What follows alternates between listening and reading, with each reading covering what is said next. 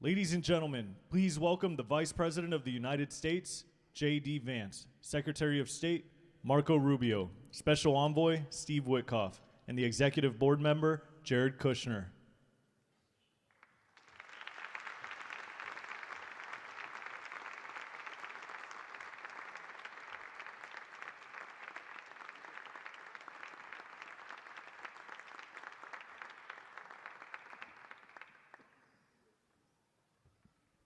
Ladies and gentlemen, please welcome the President of the United States, Donald J. Trump.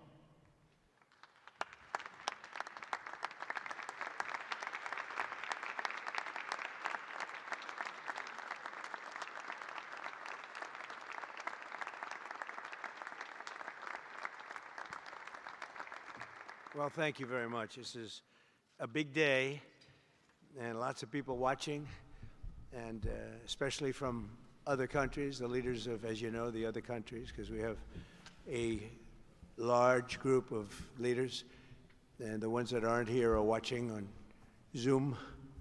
I hope they enjoy it. And the press, we appreciate it very much, so respectful. You've been so respectful of what we're doing. What we're doing is very simple, peace. It's called the Board of Peace, and it's all about an easy word to say, but a hard word to produce, peace. But we're going to produce it, and we've been doing a really good job, and some of these leaders that are with us have helped me very much during just this first year. We have a first year like probably no other ever in our country, because we settled 8 wars and I think a 9th to come. It's turned out to be a tougher one. I thought that was going to be the easiest one, but with war you never know what's easy and what's not so easy. But we've had a great relationship, and I've become friendly with so many of the people. And I appreciate you being here. These are great people. These are great leaders. And the people that are watching by closed circuit and open circuit in many cases, they're so proud of it. They want it to be open. But they become incredible friends of mine. And, you know, we rebuilt our country in my first term, and now we're at a point that the United States has never seen before. We broke 50,000 on the Dow. They said that would take 4 years. We broke 7,000 on the S&P. They said you couldn't do that within 4 years. It would be impossible. And when I came in, they were all saying, if you could get to anywhere close to 45,000, it would be amazing achievement over 4 years. Well, we hit 50,000 in the first year, and we hit 7,000, which was actually tougher to do, according to the Wall Street geniuses. We hit 7,000 in the first year. They said it could take 4 or 5 years. They'd be very happy. It would have been a great job. We did it in 1. But we're doing a great job. Board of Peace is one of the most important and consequential things I think that I'll be involved in. We've been involved in a lot, and really I've been involved in a lot with the people up here. We work together on ending wars with their country. Some of the wars were 32 years long, 32, 34, and a 37. That's a long time, and we ended it in about 2 days, each one of those. But we have some other work to do, and we're getting it done. Gaza is very complex. It's been amazing. I want to thank Steve and Jared for an amazing job. Marco's over there watching. Everybody's fantastic. And J.D., what a job. They're all doing. It's a team. I think it's the best team ever assembled. And you see that by the results. So today is a tremendous honor to welcome you all to the United States Institute of Peace for the inaugural meeting of the Board of Peace. Very important. I believe it's the most consequential board, certainly in terms of power. And in terms of prestige, there's never been anything close, because these are the greatest world leaders. Almost everybody's accepted, and the ones that haven't will be. You know, some are playing a little cute. It doesn't work. You can't play cute with me. But they're playing a little bit. But they're all joining. Everybody. Most of them very immediately. A few that we really don't want because they're trouble. Take care of them. But this is the most prestigious board ever put together. You know, I've seen some great corporate boards. I've seen some great boards, period. It's peanuts compared to this sport, because we have virtually everyone is the head of a country other than Johnny, but he's the head of soccer, so that's not so bad, right, Johnny? I like your job the best, I think. And by the way, your World Cup has set every single ticket record in the history of soccer. In the history, nobody's ever seen anything like it. The sales are virtually complete. Nobody's ever seen anything, so congratulations. You made a good decision. We did it together. Thank you, Johnny. Great guy. So I want to thank the many leaders and dignitaries who have traveled great distances and lengths for the important gathering that we're at right now. This building was built for peace, and nobody knew what to name it. And then Marco named it after me. I had nothing to do with it. I swear I didn't. I swear. I had no idea. They said, there's a surprise coming. I didn't know the surprise. I thought they were going to give me a lot of money or something, maybe cash. Could always use some extra cash. But I came and they stopped the beautiful beast. I got out very safely, I'm sure, and looked up, and there it said, Donald J. Trump on the building. And when I say that had nothing to do, nobody believes it, and that's okay. But I appreciated it. That was Marco and JD and a group got together, and they did that, and I just thought it was very nice. And it makes me work harder. We're going to have to work harder. We're going to have to make this building much more important. It's brand new. They built it for peace, but nobody occupied it. You know, nobody knew what the purpose of it. But the architecture is so beautiful, and it was with the meeting rooms, the reception rooms. It's really amazing.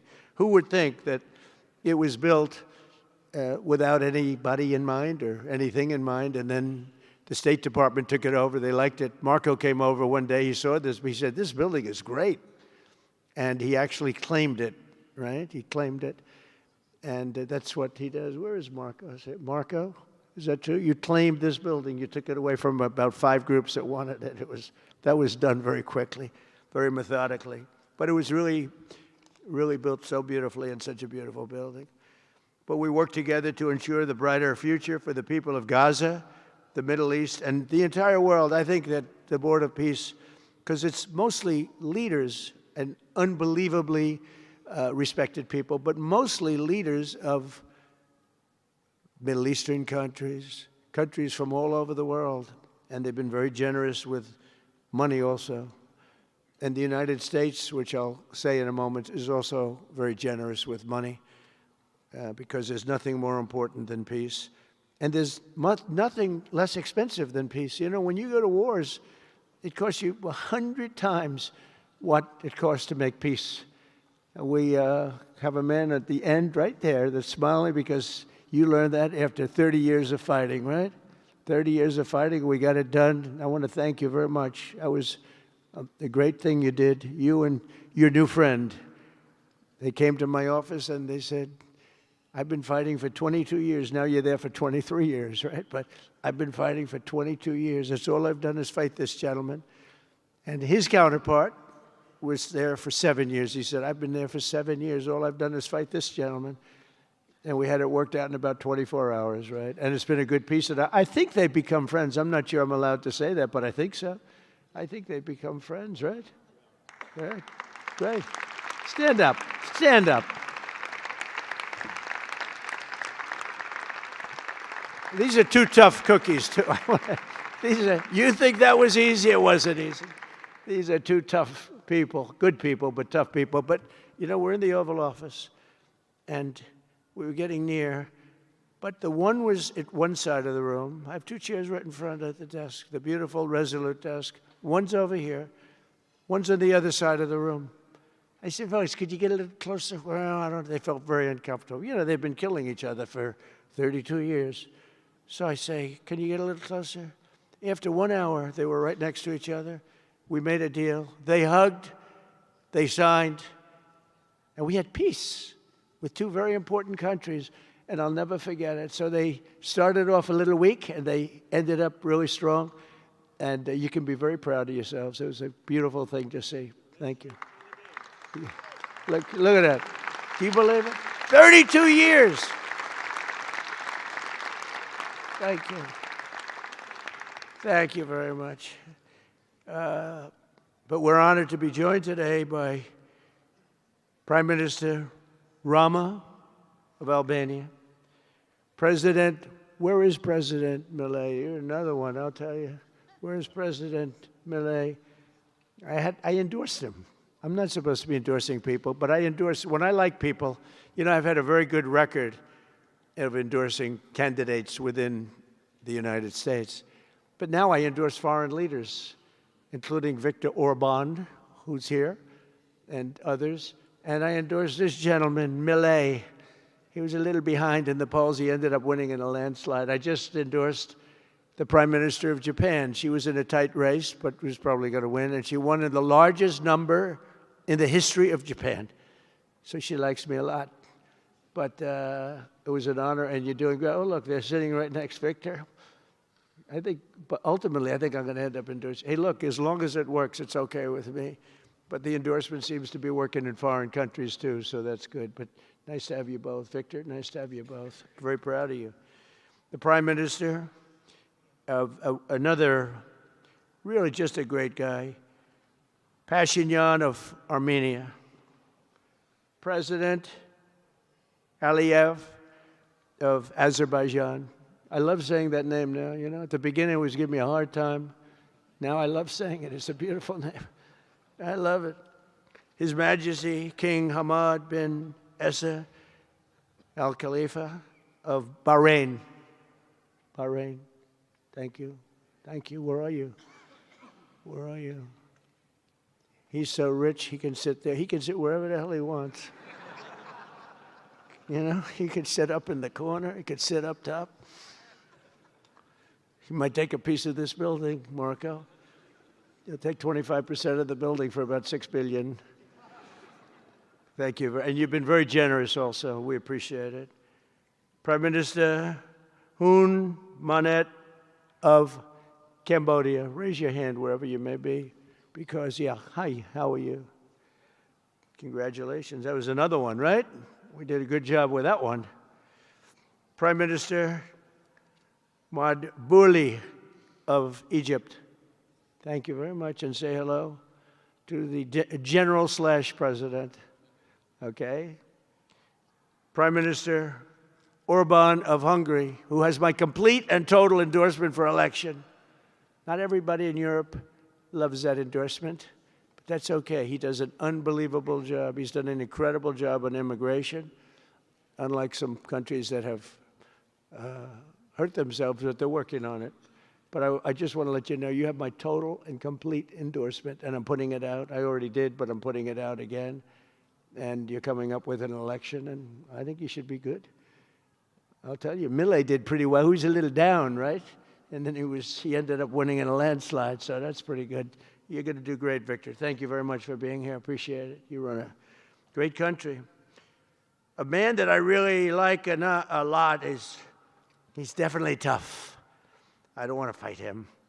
President Prabowo of Indonesia. Thank you very much. Please, this is a big guy. I tell you, I said, how many people in Indonesia? He said, like 240 million. I said, no, say it again. How many? It's a big country you have. And you do a great job and respected by everybody. And thank you very much for being here. Thank you very much, Mr. President. President Tokayev of Kazakhstan, thank you very much. What a country that is. It's a wonderful country and a rich country, in case anybody has any question. We have some very rich people here today. President Osmani of Kosovo. President, thank you very much. Great job you're doing, too. Thank you very much. Prime Minister Sharif, I like this man, of Pakistan, because there was some fighting going on when I got to know him, and your Field Marshal, General, great general, great Field Marshal, a great guy. And I got to meet the Prime Minister. And he said in front of our Chief of Staff, Susie Wells, who's right here, he said, you know, nobody knows this, but I believe that President Trump saved 25 million lives when he stopped the war between us and India, right? You made that statement. I said 25 million lives. Could have been much more, actually. But it was really a beautiful thing. You said that in front of a group of people they walked out. They don't think about it, but you're talking about that kind of lives. That war was raging. Planes were being shot down, right? And it was Pakistan and India. And I got on the phone with both of them, and I knew them a little bit. I knew Prime Minister Modi very well, actually. But I got to know Pakistan through a little trade. They were trying to make too good a deal, and I got a little upset with them. And in the end, they got what they wanted, right? And they made a good deal. And I got to like them, the Prime Minister, the Field Marshal, who's a tough man, good fighter, right? Good, serious fighter. I like good fighters, actually. And when I heard that they were fighting, I picked up a certain newspaper. I won't tell you which one because it's fake news generally. But I picked up this newspaper and I saw that Pakistan and India were really going at it. And then it got worse and worse, and many planes were shot down. It was all out. And I called them and I said, listen, I'm not doing trade deals with you two guys if you don't settle this up. They said, no, that has both of them. They didn't want to do that. I said, no, it has to. If you don't do it, I'm not doing a trade deal. We're not doing a trade deal. And they do a lot of business with the United States, and they sort of softened up all of a sudden. Then all of a sudden I read where there was a little bit of a pullback by one, then the other, and all of a sudden we worked out a deal, right? But I said, if you fight, I'm going to put 200% tariffs on each of your countries, which essentially makes you not allowed, you can't do any business. One of them, I won't say which one, said, no, can't do that. They both wanted to fight. But when it came to money, it's not like money. When it came to losing a lot of money, they said, I guess we don't want to fight. And we solved that deal in 2-3 days, right? And we did. We said, these are two very powerful nations. These are two nuclear nations. And I don't want to say what was going to happen, but, bad things happen. So, Prime Minister, I want to thank you because that was a very big deal. People have no idea. A lot of them say, oh, well, they weren't fighting. They were fighting. 11 jets were shot down, very expensive jets. And they were all in. Both of them were all in, and now they're not. And I think we'll always be able to settle up with them. I really do. I think you're going to have, it's a lot of progress was made even in the relationship. And Prime Minister Modi also, he's a great man. He's a great guy. They're all great. But I was very proud of it. President Pena of Paraguay is here. President, thank you very much. Young, handsome guy. It's always nice to be young and handsome. Doesn't mean we have to like you. I don't like young, handsome men. Women, I like. Men, no, I don't have any interest. Good. That's right. Thank you very much. You're doing a great job, too. His Excellency Prime Minister Al Thani of Qatar, just a great man, a great man and highly respected. And he's working with a man who is amazing. I always say he needs a public relations agency because you do so much good and they have you down as evil. And you're not evil. You help us so much and you're such a good ally. And I just want people to know that. And the Emir is incredible, smart as you can be, a great leader. And he cares so much for the people. And he cares so much for the Middle East. So I want to thank you very much and send my regards. Your country has been a great help. So, surprising to some of the people writing out there, but now they'll start changing their tune because it's true. I only tell the truth. Prime Minister Don of Romania, wonderful people. The Romanian people are fantastic people, like you're fantastic. And a lot of them come and work in this country and help us in this country, as you know, and it's they are just really solid people. President Mirziyoyev of Uzbekistan, who is where? There he is, and a friend of mine. He's got one of the most difficult names in history, but that's okay. It doesn't matter. Your country's doing great. You're doing great. And just no problems. Every time I see him, nope, we're doing good. No problems. And General Secretary To Lam of Vietnam. Vietnam is incredible as a country and as a force, and it's an honor to have you. A really great honor to have you. A lot of respect for your country. We also want to express my gratitude to Vice President J.D. Vance, who is a fantastic man. He's a fantastic talent. He was a great student. He went to one school. He graduated. You know, most people, if you watch some of the people that were at the event in Munich, they didn't graduate quickly from college. They had everything they could do. There was one young, attractive woman. She was unable to answer questions. And she didn't do so well like J.D. did in college. J.D. graduated in a 4.5-year college in 2 years. And then he went to Yale and he graduated at the top of his class, went to the military grade. But when he went to Yale, there was one person that was marginally ahead of him, so he married her. Can you believe it? He married the person that was ahead. I don't know. I always like to say J.D. was first and Usha was second, because I get a little uncomfortable when I say that. But he's been incredible. He's a brilliant guy and a great guy, and he's been my friend. All of our people, we have a fantastic group of people, our cabinet members, everybody, many of them here. But J.D.'s been great. Thank you very much. He gets a little bit tough on occasion. We've got to slow him down just a little bit on occasion. He says his mind. Now, then we have the opposite extreme. We have your friend sitting in the back. Your best friend sitting in the back is Marco. Marco does it with a velvet glove, but it's a kill, right? The result is the same. They do it very differently. And Marco, you really did yourself proud 2 days ago in Munich. In fact, so proud that I almost terminated his employ because they were saying, why can't Trump do this? I do, but I say it differently. But Marco, don't do any better than you did, please. Because if you do, you're out of here. But no, I want my guys to do great. And the acclaim he's gotten and the acclaim J.D. gets is great. We have smart people.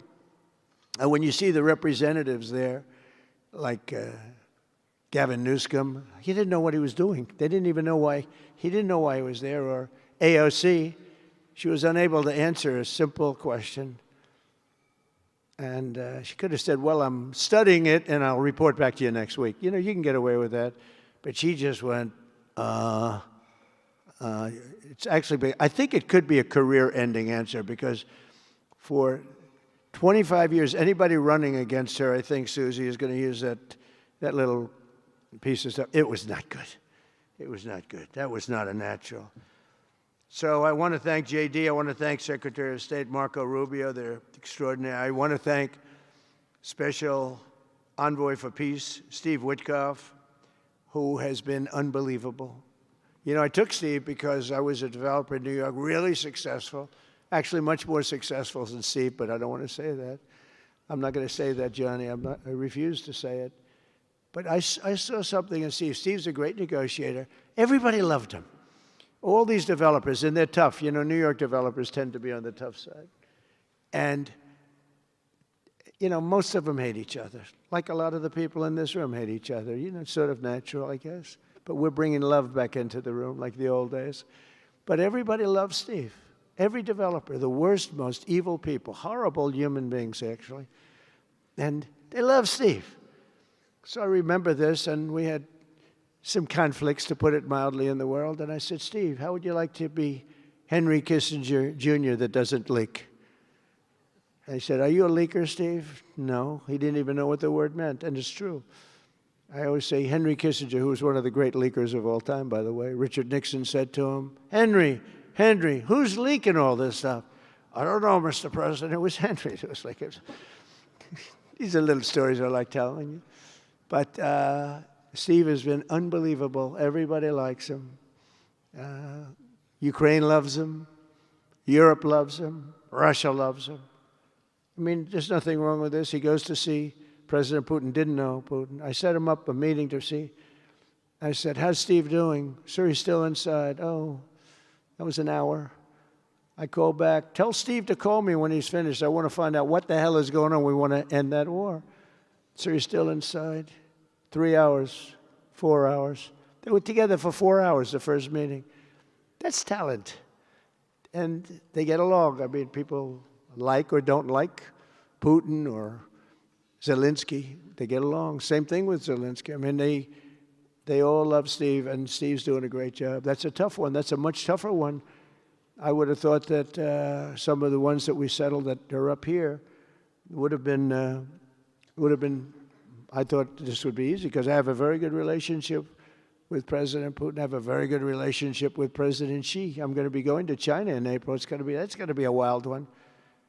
I said, but we have to put on the biggest display you've ever had in the history of China. You know, last time I went to China, President Xi, he treated me so well. He gave me a display. I never saw so many soldiers all the same height, exactly the same height within a quarter of an inch. You can do that when you have 1.4 billion people. You know, lots of shoulders. Everybody was within about 1/8 of an inch the same height. I said, if they put their helmets down, you could have played pool on the top of their heads. And it was pretty amazing. But I said, you got to top it. He said, I'll top it. We're going to top it. We're going to have a lot of the people, most of the fake news back there is going to be going. So we have, Steve has done a great job. And then a little bit later on, we brought Jared in. Jared was responsible for the Abraham Accords, which is incredible. Nobody else could have done that. A very smart guy. And we're making Jared an envoy also, envoy of peace. They're both envoys of peace. And you couldn't get two. I tell you what, I watch these two guys. I say, at least we're covered from an IQ standpoint. These two guys walk into a room. And but people like them both, you know. They're good people. And they like them both. And they've had some very good meetings. They've had some very interesting meetings having to do with, as you know, Iran is a hot spot right now. And they're meeting, and they have a good relationship with the representatives of Iran. And, you know, good talks are being had. It's proven to be, over the years, not easy to make a meaningful deal with Iran. We have to make a meaningful deal. Otherwise, bad things happen. But we have to make a meaningful deal. But they have a great relationship with the representatives of Iran. They have a great relationship with the other one that they're really working on now. Because so many of these, I mean, as an example, Kosovo, Serbia. I did that one. Could you stand up, if any of you guys are, when you're here, just stand up for a second. Kosovo, Serbia. Stand up. What a job. Thank you very much. We appreciate it. So good. And you're getting along. And when you don't get along, you'll call me, and we'll get it solved, right? We'll get it solved. Thank you very much. Really good. And then again, Pakistan and India. That was a big one. And just, I think you should actually stand. Come, please. Stand just for a second.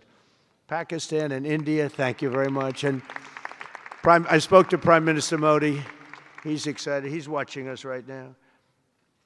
Egypt and Ethiopia. We're going to get that. You know, there's a little dam that got built. Little dam, like maybe the largest dam in the world.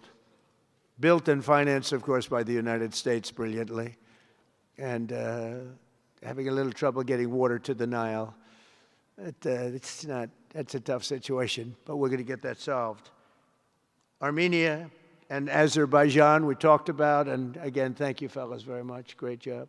Great job. Thank you. Cambodia and Thailand. So incredible what you did, that you got together and it all worked out. They're watching right now on closed circuit. Thank you very much, and thank you.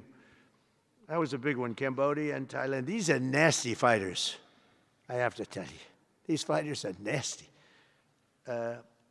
Now we talk about, you talk nasty fighter, you're nice guys compared to this. Congo and Rwanda.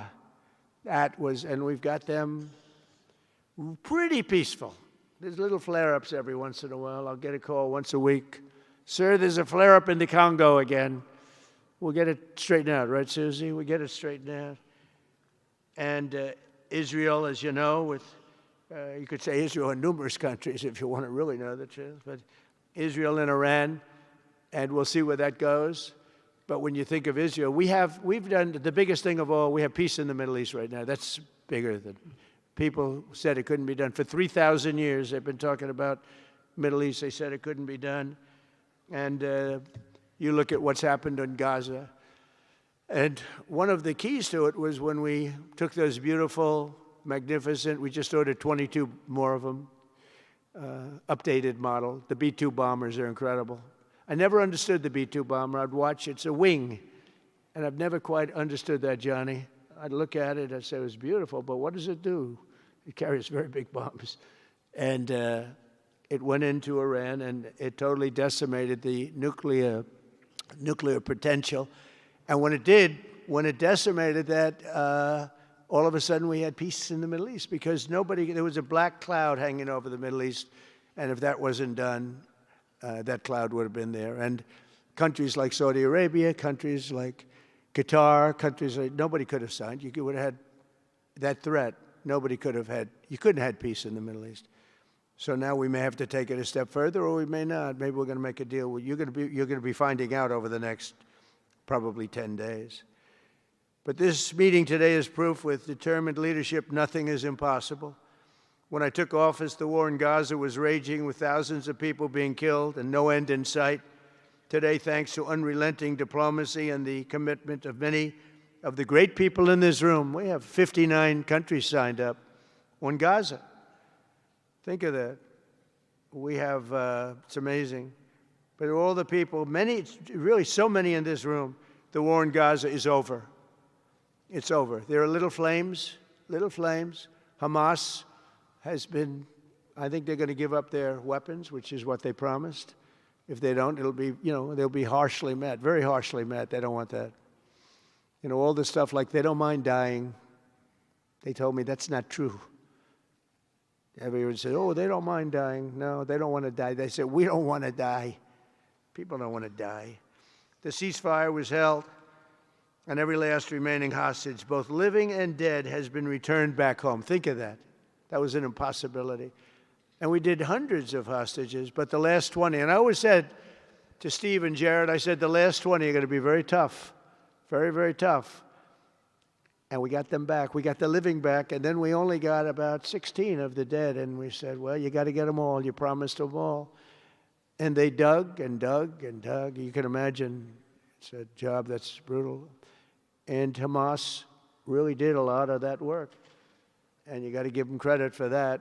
They brought the last one home a week ago, and we got all 28 of them, living and dead. The amazing thing, because I've never seen anything quite like it, the parents of the dead, they knew their boy was dead. This case, boys, all boys, men, but to the parents' boys. They knew their boy was dead. They wanted that dead body as much as if he were alive. And when they got them back, there was great sadness, but there was great joy, too. They wanted it as much as the people that got their sons back alive. But we got a lot of people before those 20, Steve, what nobody talks about. But, hundreds of people.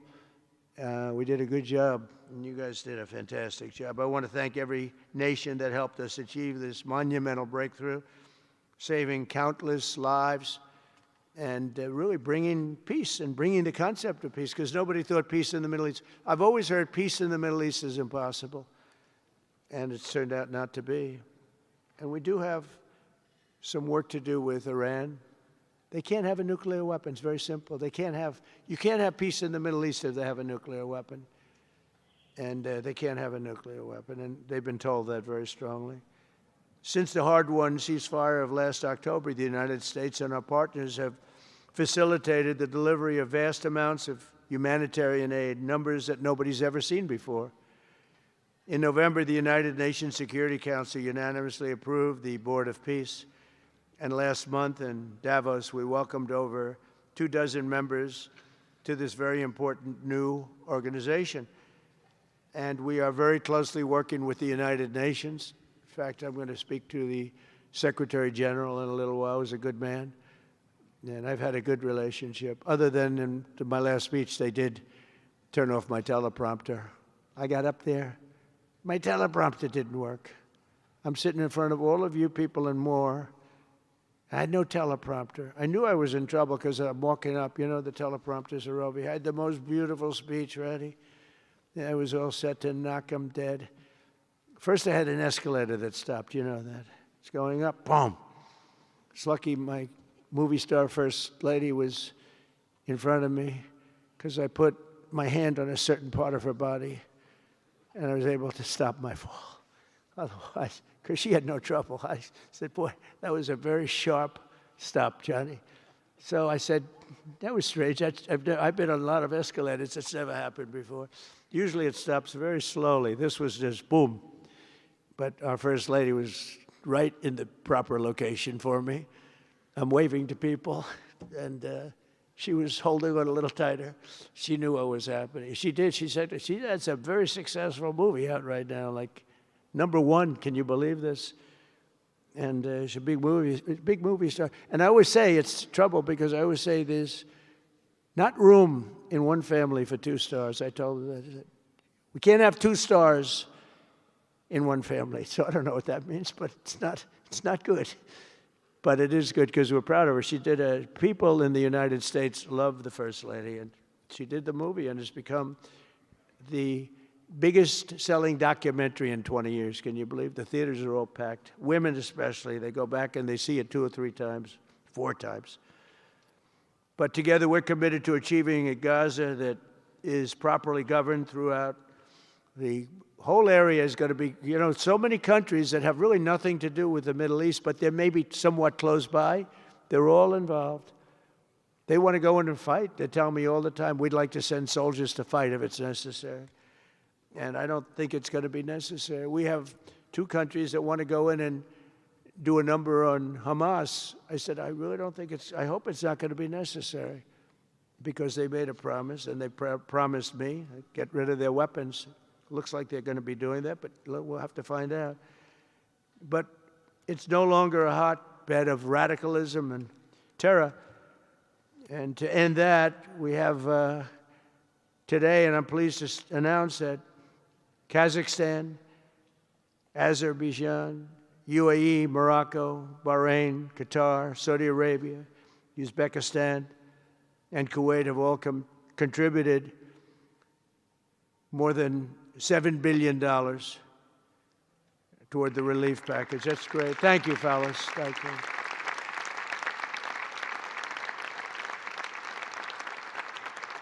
And many more are contributing too. So the numbers are, this just started. This is our first meeting. But every dollar spent is an investment in stability and the hope of new and harmonious. It's a region that's so important. It's so vibrant. It's so incredible. The people are so incredible, but we want to have a harmonious Middle East. The Middle East is amazing. So many friends in the Middle East. They're so smart. Sometimes they're too energetic. That's a lot of people aren't energetic. Sometimes they're a little bit too energetic. These are great people. The world is now waiting on Hamas, and that's taking place. And it's the only thing that's right now standing in the way. We have Lebanon with certain things that we're working on that are very important. We have to solve the problem of Lebanon, but it's relatively small in terms of what's been done. And again, the key was getting rid of the nuclear potential, because Iran would have had a nuclear weapon based on everything we found out since within 1 month. We can't let that happen. So many of our friends in Europe are attending today, and we're eager to have them become full members. They all want to become full members, and we've had a great response from Europe. And Europe is, it's where I come from, where so many people come from that are in the United States. But we have a great relationship with Europe. We have a great head of NATO.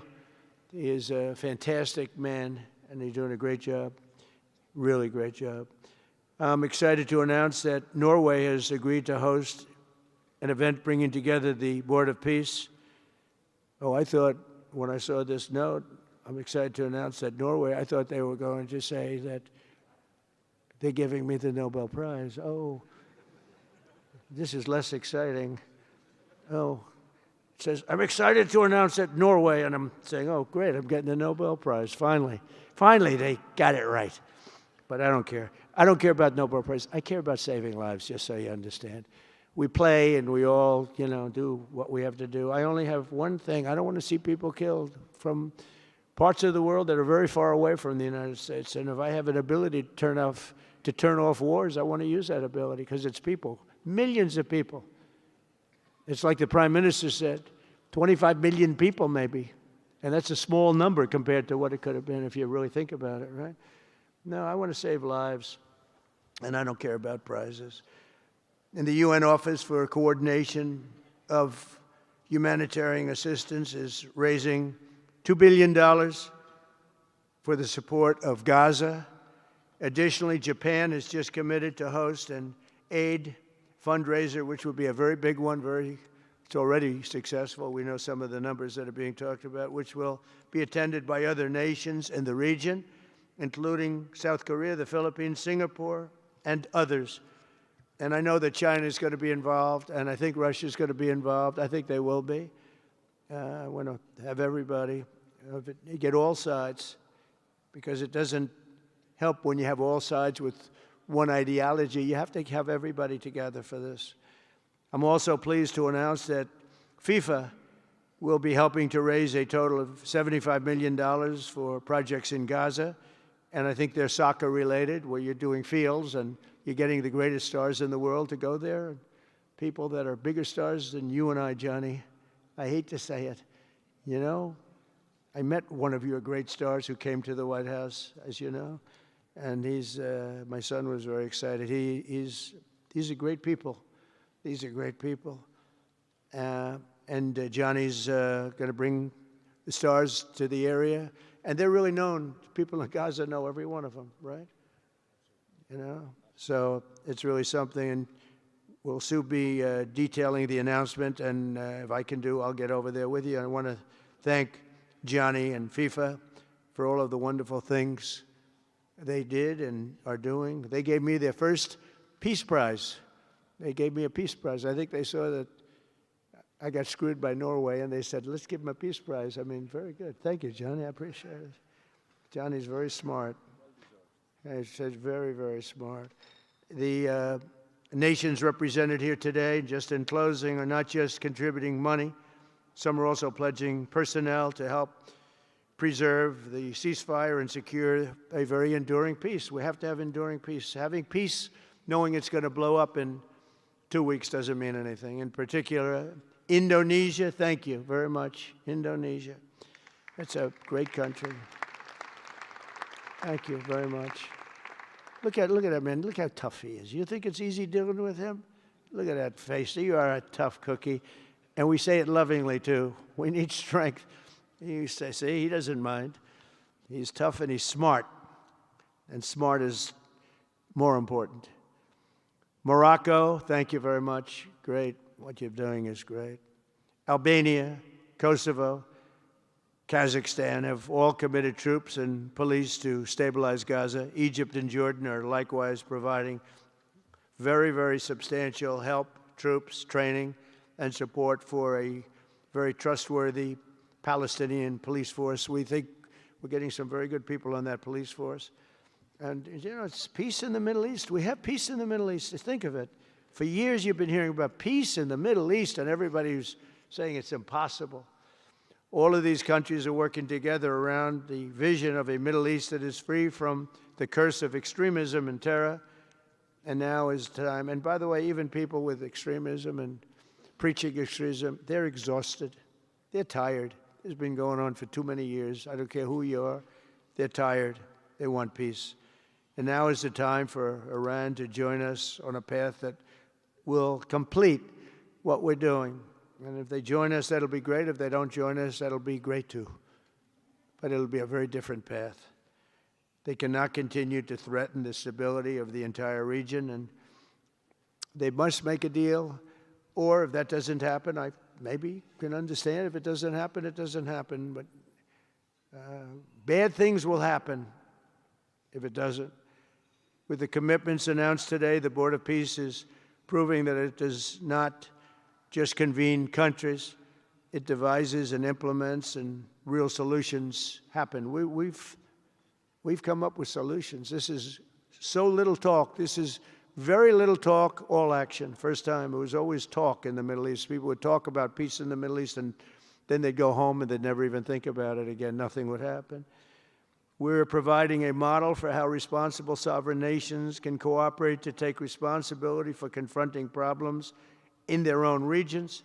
The Board of Peace is showing how a better future can be built, starting right here in this room. And I want to let you know that the United States is going to make a contribution of $10 billion to the Board of Peace. Thank you.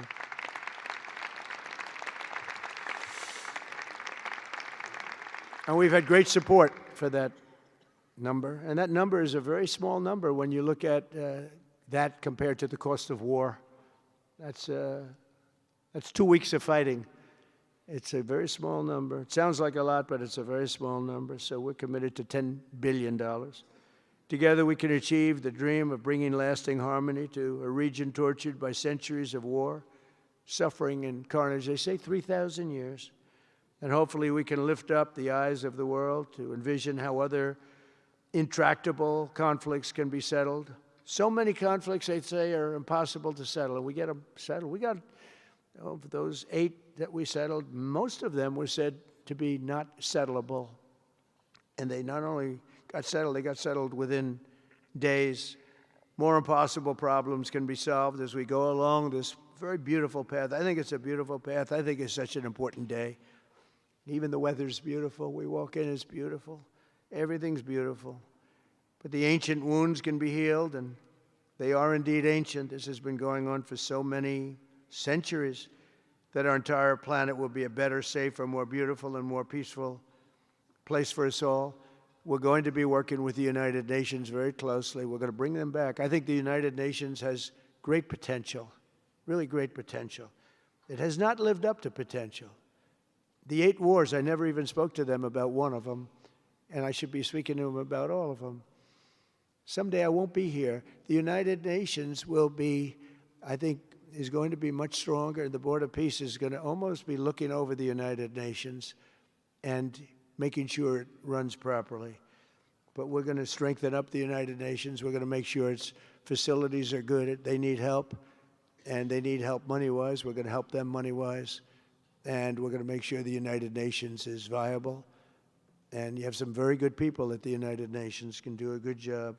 But as I said, I've said it for years, the United Nations has tremendous potential. A lot of people didn't like when I said it. They said, oh, you shouldn't say that because, you know, we don't care about the United Nations. No, it's really very important, and I think it's going to eventually live up to potential. That'll be a big day. So I want to thank everybody for being here. You're my friends. You're great leaders. You're great people.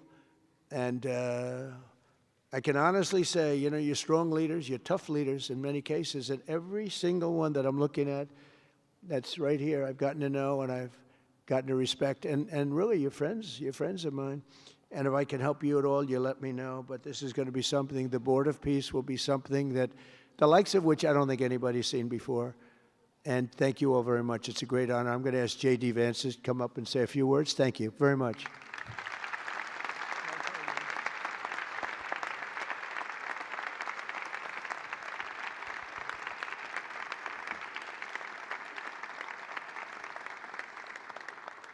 Well, thank you, Mr. President, very much for your leadership, but also for the kind words about me personally. I knew exactly what I wanted to say, but then after the President said that I was so smart and that I didn't want to repeat our Congresswoman who froze for 20 seconds over in Munich, now I'm tempted, sir, just to freeze for 20 seconds and just stare at the cameras, and maybe they'll say nice things about me like they do about Congresswoman Cortez. But I have 3 very brief messages. First of all, to the President of the United States, but to the entire team, to Marco, to Steve, to Jared in particular, who've done such an incredible job. I think what this Board of Peace represents is a recognition that if you actually have a President of the United States and a team that's committed to diplomacy, it can actually work. When I look at what happened to Israel on October the 7th, all those innocent people who were murdered, the fact that you had all of these hostages, and of course, a terrible war that came from it, I remember thinking to myself, how is it ever going to be possible to get these hostages home safely, to make it possible for the people of Gaza to actually have a reasonable future, but also to ensure that Israel is never attacked again? It turns out the answer was you just needed a president who was committed to the effort and committed to the work, and that's what we had, thankfully, under the leadership of this president. And you got to make peace, but then you have to make the peace stick. And that brings me to my second point. That's what the Board of Peace, I think, is fundamentally about, is making the peace stick. And it's an incredible thing that you guys have all done. So to all of the leaders gathered here today who are investing in the future, who are investing in peace, we're grateful to you. We're grateful for your partnership. And in particular, I think to the President of Azerbaijan and the Prime Minister of Armenia, who I just saw last week, thank you all for making it possible and for showing what real leadership can accomplish. When you set aside weapons and killing and destruction and invest in your people and invest in prosperity, it can create great things. So thank you both for what you did. I think it showed great leadership. And finally, to the American people, I think it's important that the American people recognize why we're here today. And the reason that we're here today is, yes, to save lives and yes, to promote peace, but this creates incredible prosperity for the American people. The countries represented here represent trillions of dollars of investment in the United States of America that would not have been possible without this president's leadership and advocacy for peace. The economies here represent millions of American jobs of people who are receiving products built in American factories and made by American workers would not be possible without a focus on peace. So, Mr. President, while I think this is great for the world, I also think it's really, really great for the United States of America, so we're looking forward to the partnership. With that, I want to turn it over to the MC for the rest of the program, and that is our great press secretary, Carolyn Levitt. Thank you.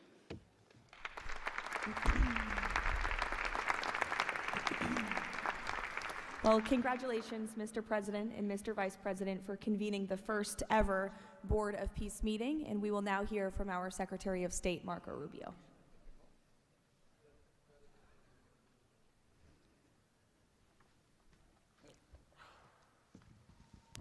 I'll be brief and to the point. We want to talk a little bit about the strategic vision of this organization and begin doing so by first acknowledging that we are here today because the President of the United States, Donald J. Trump, has both an ability and a willingness to use the power of his office to think outside the box. And that's why we're here today. This was a very unique crisis in Gaza, one that the existing international institutions could not solve or figure out. It needed a very specific type solution that required the partnership of all the nations that are here, including those that are here on an observer status. And we appreciate you coming today and being a part of this as well. And that's the point I want to drive home today. And soon you'll hear from Steve and Jared, who, by the way, deserve an incredible amount of credit for pulling this together and working countless hours and traveling all over the world. They truly deserve our appreciation and thanks for the work they've put in under the leadership of President Trump to make this possible. This Gaza situation was impossible to solve under orthodoxy, under existing structures. And so what we did is they went to the UN, and they got the UN's approval to put this group together and bring these nations together to come up with a very specific solutions to a very unique and specific problem. We have a long ways to go. There's a lot of work that remains. It will require the contribution of every nation state represented here today, and we thank you for being a part of it.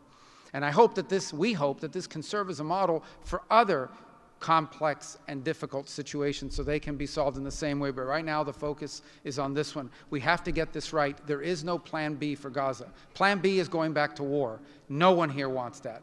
Plan A, the only path forward, is one that rebuilds Gaza in a way of enduring and sustainable peace where everyone can live there side by side with one another and never worry again about returning to conflict, to war, to human suffering, and to destruction.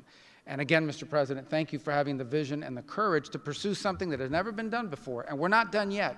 And thank you to Steve Witkoff and Jared Kushner for the time and the work they've put into this. And thank you on behalf of the State Department and the U.S. government to all of the nations that are here. Every one of you is indispensable, including our observer partners, who we hope can find your way to join us at some point as officially part of this. But we are grateful for the fact you're here today and the contributions you've made already. Thank you.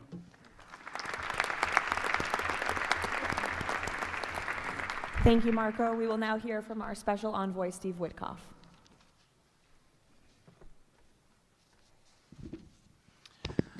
Thank you, everybody, for being here. I don't know if we ever believed that this was possible when we first started envisioning a Board of Peace, but of course, under the President's indispensable leadership, and it begins with that. It begins with President Trump's leadership and his direction. We are here today, and it's pretty amazing. I think we have some people to thank. We had an amazing partnership between the mediating countries, Qatar, Egypt, Turkey, Prime Minister Mohammed, You are an exceptional human being. You really are. Ali, thank you for everything you did. That's you right over there, Ali. Wherever Hakan is, Hakan, you were amazing. And so was Ibrahim and President Erdogan, and of course, to the Egyptians, Badr, I know you're smiling because we went through so much. And General Hassan was amazing. We all became friends here. And Prime Minister Sisi, President Sisi, pardon me, and so many others. But our team, JD, your insight, your counsel, and Marco, you're an amazing secretary, and it's a privilege to work for you. And Jared, you are my dear friend and the best partner I ever had. You are an amazing person. But Mr. President, it is my greatest honor to work for you. It is the blessing in my life. I've had many blessings. I don't have to be a practicing lawyer anymore, but this is my greatest blessing. But I also have to mention one other person who is important to this discussion. Oh, the Israelis, I forgot. Prime Minister Netanyahu. Without him, much wouldn't have been accomplished as well. And that's really important that we acknowledge him here today, and Ron Dermer. But a person who doesn't care much about the acclaim, we have to acknowledge too, and that's you, Susie. Because I would come back and you would say to me on every trip, what can I do for you? This matters. And you are an inspiration for all of us. So I thank everybody, and let me get on to, am I going on to the next slide? Sure. Caroline? Sure. Okay. So with regard to the hostages, we're here today, again, I say it, I know it sounds redundant, but we're here today because of President Trump. Without him, none of this was possible. There were 251 hostages. 168 came out alive. 83 bodies were returned to their families so that they could grieve and remember their loved ones like in a normal way. In a way that brought their families together. So that was just as important. This was a monumental effort, and I want to tell a story about the president. Every time a hostage family came to visit with us, they were not on the president's schedule. I would walk down to the Oval Office, I would tell the president that there was a hostage family here, and he would say, Steve, bring them up. Every single time. Mm-hmm. And when we got the last 20 out, we had a celebration at the White House, and I could see the emotion on the president's face. And he came up to me and he said to me, I have to tell you, this is my 5th year in the Oval Office, and I don't know that I've ever had a more special time than this moment with these people, seeing them come home.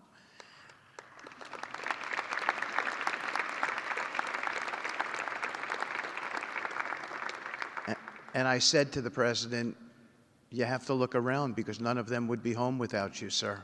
None of them.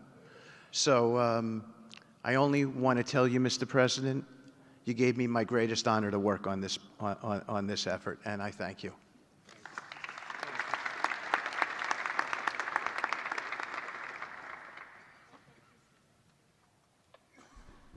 Thank you, Steve. Now you're going to hear directly from the team that has been tasked with implementing President Trump's 20-point plan for Gaza, beginning with our ambassador to the United Nations, Mike Waltz.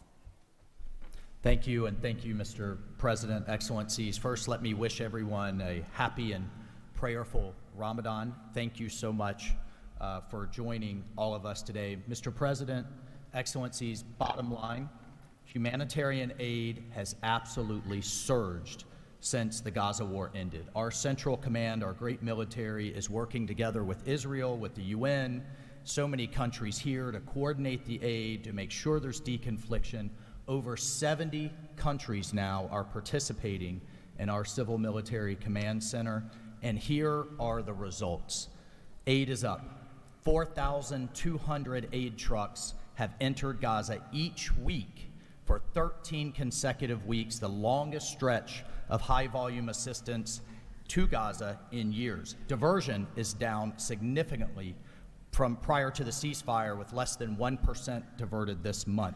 Food supplies are way up. We are reaching the full 2.1 million Gazans with aid, up 5 times from the delivery levels before the ceasefire. The percentage of households experiencing severe hunger has dropped from about 30% to down to 1%. As of this past February, drinking water has doubled and child malnutrition has been cut in half. If we could go to the next slide. Mr. President, only under your leadership and this great team could we bring together the United States, Israel, Egypt, Jordan, the UAE, the United Nations agencies. Mr. President, bottom line, like you, this is a board of action, not a board of endless talk or speeches, and these results are a true testament to your leadership and the leadership of this great team. We are saving lives, and it's an honor to be a part of it. Thank you, Mr. President.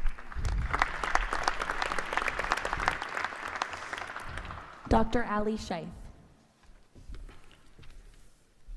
It is my honor to be here representing the National Committee for the Administration of Gaza.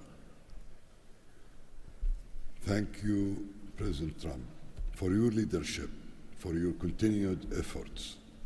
A new governing authority is now in place for Gaza, with a clear mandate and a clear commitment to establishing development and stability.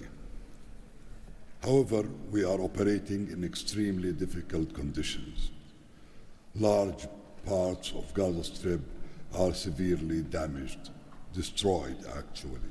Humanitarian needs are acute. Law and order remain fragile. This is not normal operating environment, President, which is precisely why discipline and prioritization matter. Our priorities, therefore, are defined into 4 categories. First, restore security via professional civilian police under one authority, one law, and one weapon, including training and developing 5,000 Gazan police to be deployed in 60 days.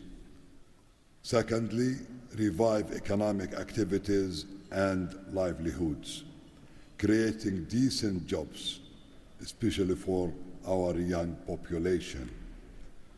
Thirdly, ensure sustainable emergency relief as described earlier.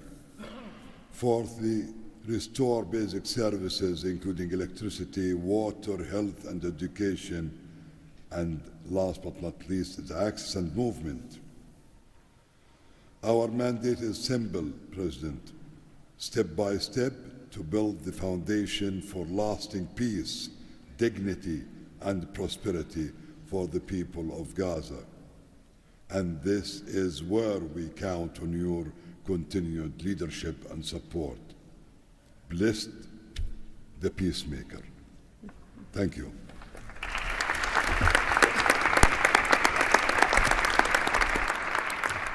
Thank you. Now, Nick Mladenov. Thank you, Caroline, and thank you, Mr. President.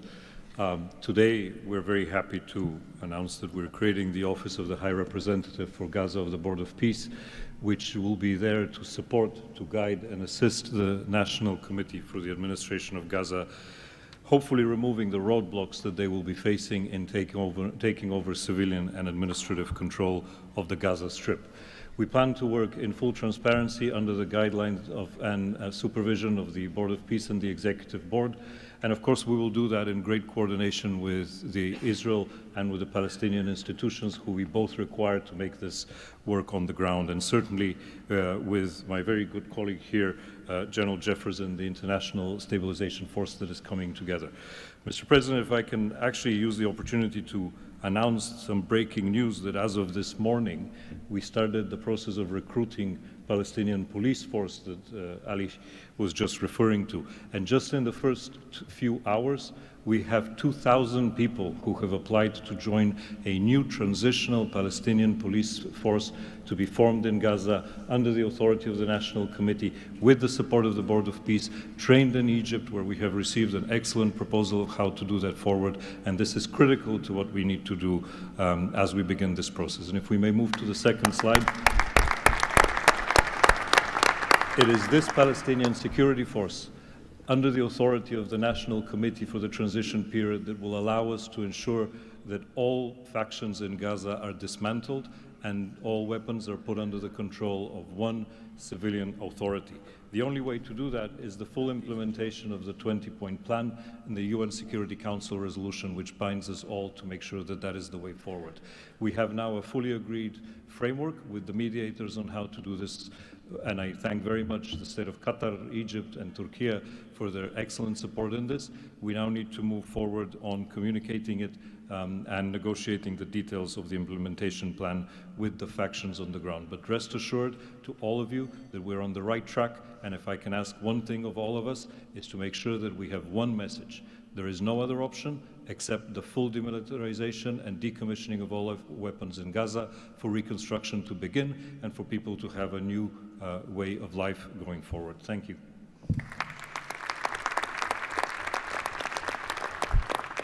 Thank you, Nick, and congratulations. Now, Major General Jasper Jeffers. Thank you, Caroline, Mr. President. It's an honor to be here today as the ISF commander. The ISF will do two things: stabilize the security environment in Gaza and enable civilian governance as established by the National Committee. For the last few months, we've had a team on the ground of U.S. military experts preparing the infrastructure for the ISF. This team's already operating from a combined joint operations center that's going to be the headquarters for the entire ISF. As you can see on our map, our plan is for the ISF to be assigned in 5 different sectors, each sector receiving 1 ISF brigade. In the short term, we plan to deploy to the Rafah sector first, in addition to the training of police. Midterm objective is to continue to expand sector by sector, all moving to our long-term 12,000 police and 20,000 ISF soldiers.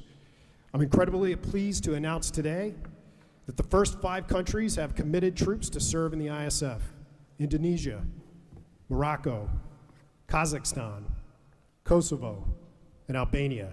And 2 countries have committed to train police: Egypt and Jordan. I would also like to announce that I have offered and Indonesia has accepted the position of Deputy Commander for the ISF. With these first steps, we will help bring the security that Gaza needs for our future prosperity and enduring peace. Thank you.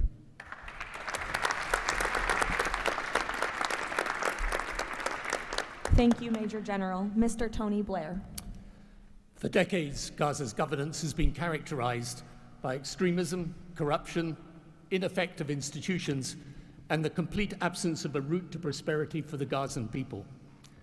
Yet, as President Trump recognized, its potential has always been vast.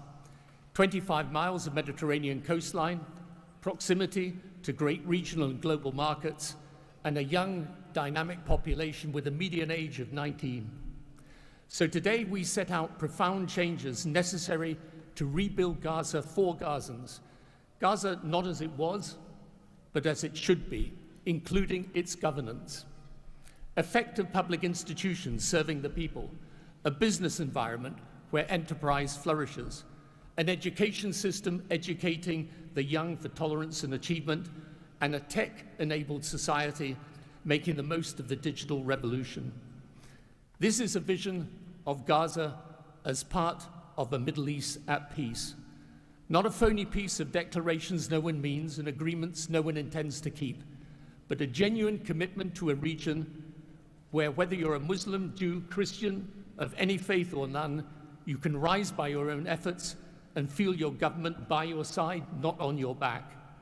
That is the vision behind President Trump's 20-point plan for Gaza, and it remains the best, indeed the only hope for Gaza, the region, and the wider world.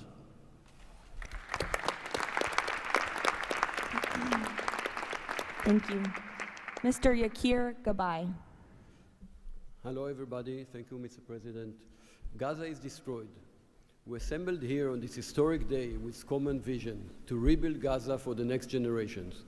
Our mission is to recycle and remove 70 million tons of rubble and UXO and hundreds of miles of tunnels, arrange for the population fast temporary housing.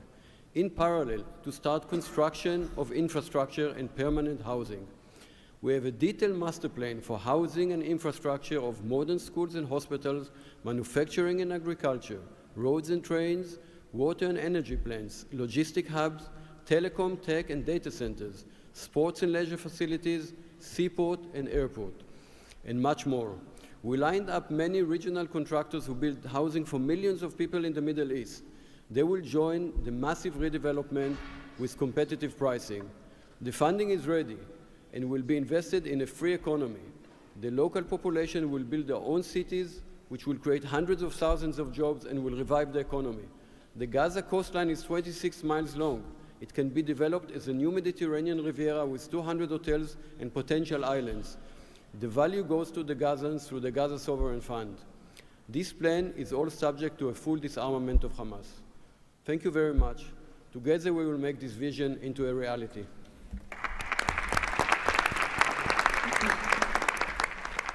Thank you. Mr. Liren Tanman.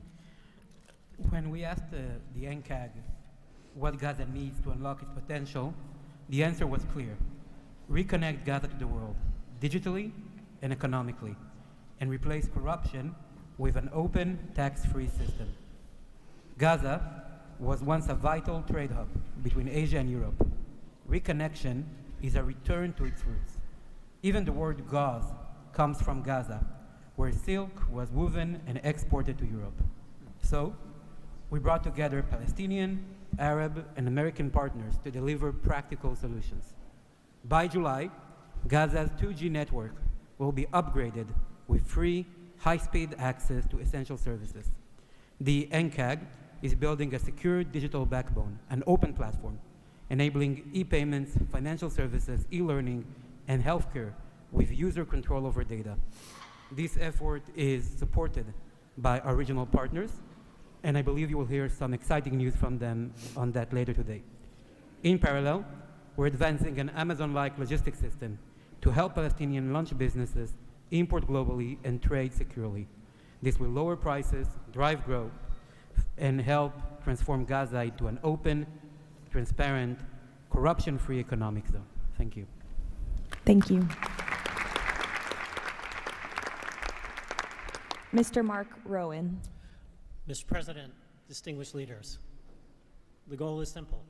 Take the momentum all of you have provided and build it into something that is not just temporary relief, but something that provides a long-term foundation that will enable many of the goals we've spoken about today to be achieved. We plan to do this by gathering Gaza's productive assets in one unified structure. This will allow independent, professional, conflict-free management of the resources to benefit the Gazans.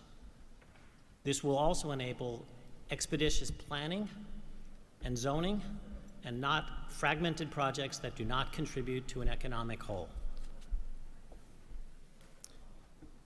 The potential here is tremendous, but it has to start somewhere. The start is in Rafah, where, as you heard, that will be the first place security is deployed. The plan is 100,000 homes for 500,000 residents plus $5 billion of infrastructure. Over time, 400,000 homes for the entirety of the population with more than $30 billion of infrastructure. Let me put it in financial terms. This is not a problem of money or collateral. This is a problem of peace. The coastline alone, $50 billion of value on a conservative basis. The housing stock, more than $30 billion as rebuilt. The infrastructure, more than $30 billion. $115 billion of value. It just needs to be unlocked and financed. Great. Thank you. Mr. Ajay Banga. Thank you, Caroline, and thank you, Mr. President. All this requires money. And so when the UN Security Council resolution got passed, we set about creating the Gaza Reconstruction and Development Fund at the World Bank. It's housed there. The World Bank's role is that of a limited trustee. We manage the donor contributions coming in of the type that the President said a little earlier in his opening remarks. And then we help to manage that money while it stays with us. And under the direction of the Board of Peace, we disperse the money for reconstruction and development projects in Gaza. This fund is ready to receive the donations that he spoke about just a little while ago. The second part of the story is that you as donors deserve the right to know that the money is being used in a transparent way. We are helping, along with the Board of Peace, which takes the ownership of ensuring that the right kind of financial, legal, and oversight mechanisms are being put in place. We've even assigned a financial controller from the World Bank on a secondment basis to the Board of Peace to ensure that we can try and help build the best standards in this process. Now, this is just the beginning. This work is going to need 2 or 3 things that the World Bank Group can bring to the table. The first is leveraging of public finance. Because of our AAA rating, we have the ability to leverage private bond money to help to create the resources we need to do what Mark just talked about. The second is we can de-risk private investing. And the third is we have people on the ground and expertise and knowledge of doing this kind of work in other markets. We want to be not an armchair critic of a process, but an active participant in giving Gazans and people in the region the opportunity of the lives they deserve the one time we get the chance. So thank you again.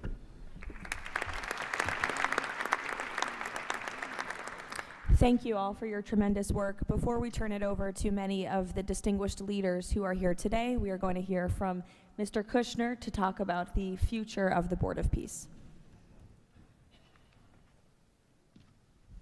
Thank you, Caroline, and thank you, Mr. President, Mr. Vice President, Secretary Rubio. We cannot change the past, but I think that what you're seeing today is that we can potentially change the future if we focus and do this in the right way.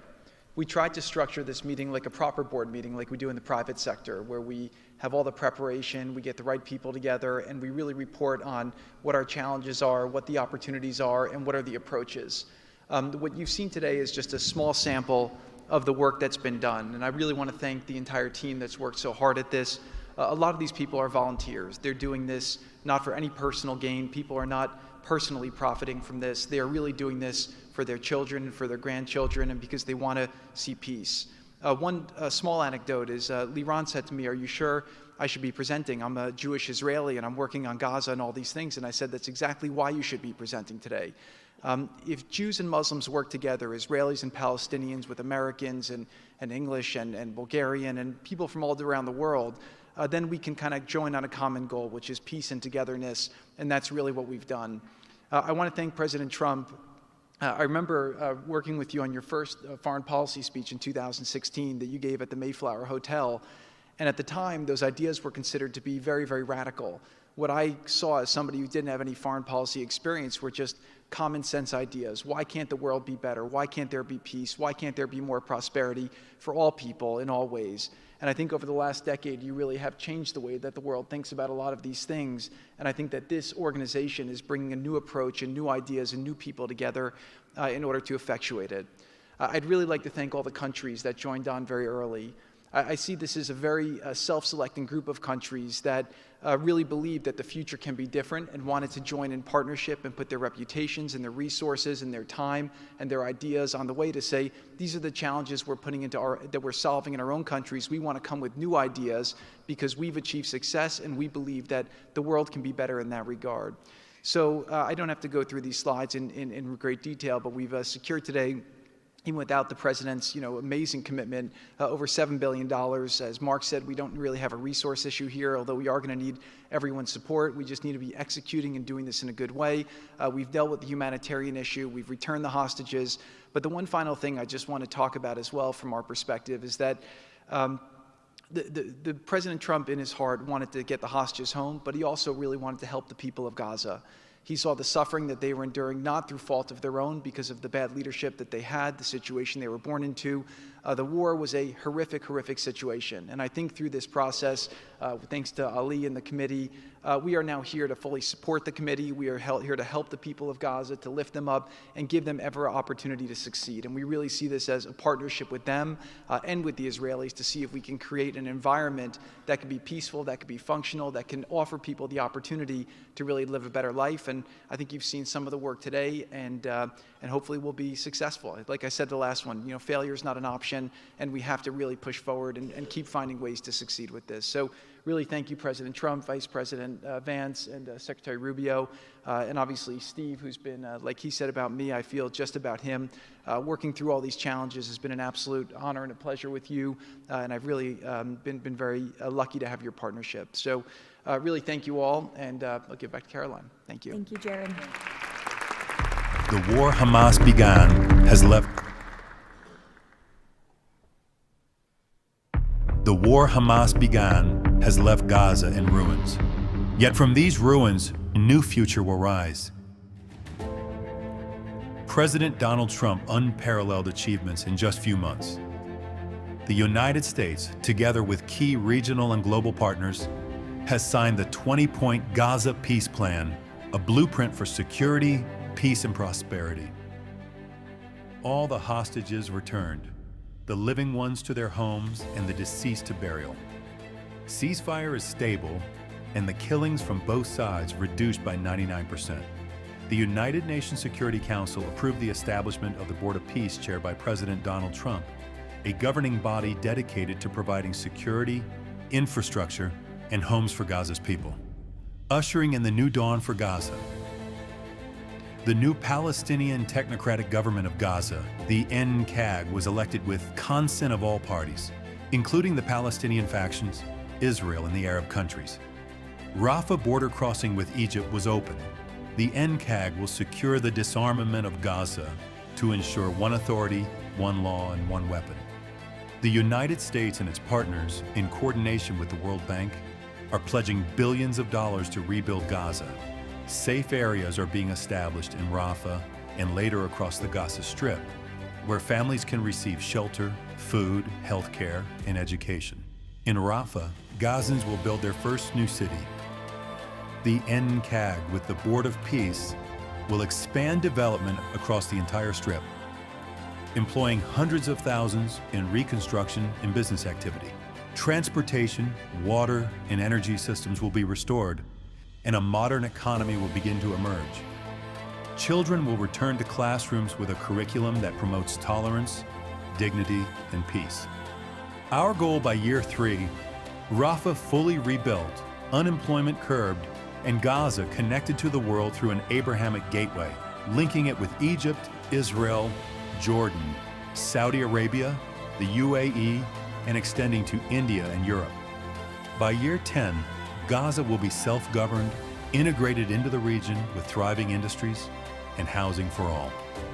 This is the framework for Gaza's rebirth: secure, prosperous, and peaceful.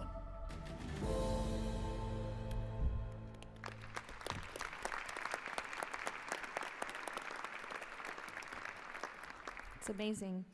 Now we will hear from our distinguished leaders who are here today, beginning with the King of the Kingdom of Bahrain. You're welcome.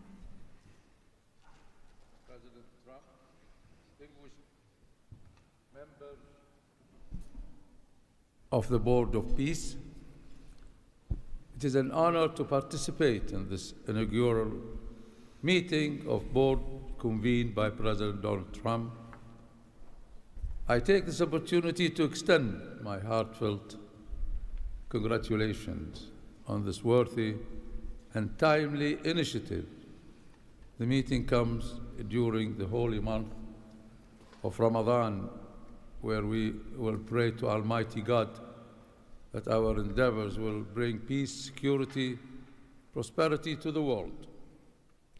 As a founding member of the Board of Peace, the Kingdom of Bahrain recognizes and endorses the tremendous potential of this body, the extraordinary drive of its chairman, and his sincere efforts to unify nations in our common objectives. of fostering and enduring peace for the Middle East. We greatly appreciate President Trump's initiative in presenting the Gaza Peace Plan and establishing this board as a vital platform for dialogue, action, and delivery. As we embark on this historic journey together, we urge all peace-loving nation organizations and groups to actively engage in the successful implementation of the second phase of the Gaza Peace Plan.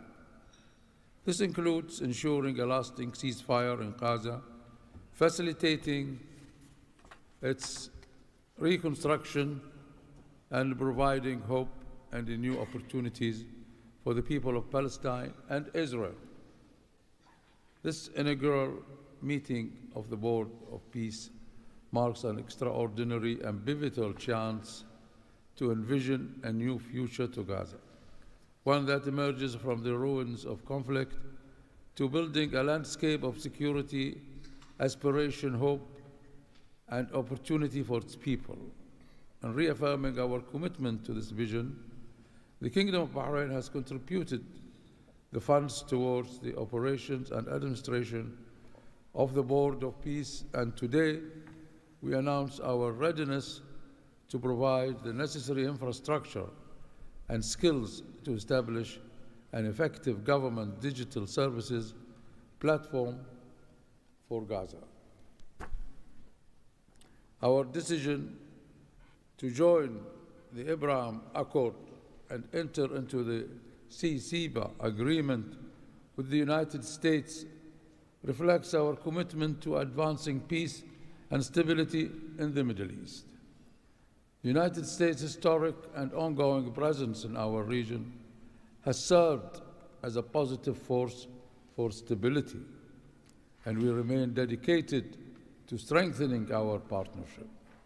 We look forward with optimism to working with the Board of Peace and all of our international partners who share our ambitions for a brighter future for all. Thank you, Mr. President.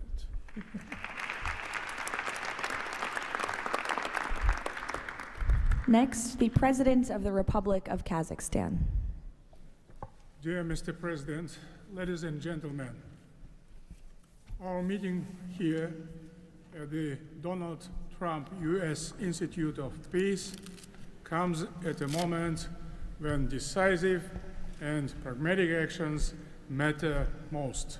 In fact, it's about making durable peace through practical, target-oriented measures, but not through endless conferences with wishful resolutions. Mr. President, your clear vision and far-sighted approach to promoting global peace and stability has inspired my country to join the Board of Peace. The Board of Peace is widely expected to respond directly to new realities by reinforcing existing multilateral efforts.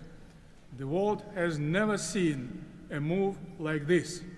It is absolutely unprecedented because, in essence, peace through construction is a very innovative concept or project, and it has every chance to become a reality by our joint efforts. Therefore, Mr. President, I acknowledge and accept your conviction that lasting peace must be built on concrete actions. As our first step, we are ready to contribute a significant amount of cash finance directly to the Board of Peace without any delay. Kazakhstan is also keen to be part of the restoration and construction process through international companies with strong credentials. The program, mostly funded by our government, may include the construction of infrastructure, housing, residential complexes, schools, hospitals, and other important civilian facilities, as well as the rubble clearance. We pledge to fully accomplish our financial commitment toward the board. As one of the world's major producers of wheat, Kazakhstan is ready to provide humanitarian assistance to enhance food security in Gaza and beyond. Kazakhstan plans to provide 500 scholarships to Palestinian students to pursue academic programs in our universities over a 5-year period. We can share our internationally recognized e-government expertise and other digital solutions. Kazakhstan is willing to support the ISF by deploying military units, including medical units, and sending our observers to the Civil Military Coordination Center. Sustainable development in the Middle East requires new ways to promote peace, cooperation, and trust across the region. That's why Kazakhstan has joined the Abraham Accords. This crucial move is fully aligned with the noble mission of the Board of Peace. Both of them may constitute a solid basis for joint efforts to promote peace and security in the Middle East and to foster economic, humanitarian cooperation in the region and even beyond. Given the global nature of the board's agenda, Kazakhstan is committed to providing practical support, including through hosting meetings at different levels and scales. I also would like to propose to establish a special President Trump's Award of the Board of Peace to recognize his outstanding peace-building efforts and achievements. I am confident, Mr. President, that under your strong leadership, the Board of Peace will successfully deliver its great, noble mission. Thank you.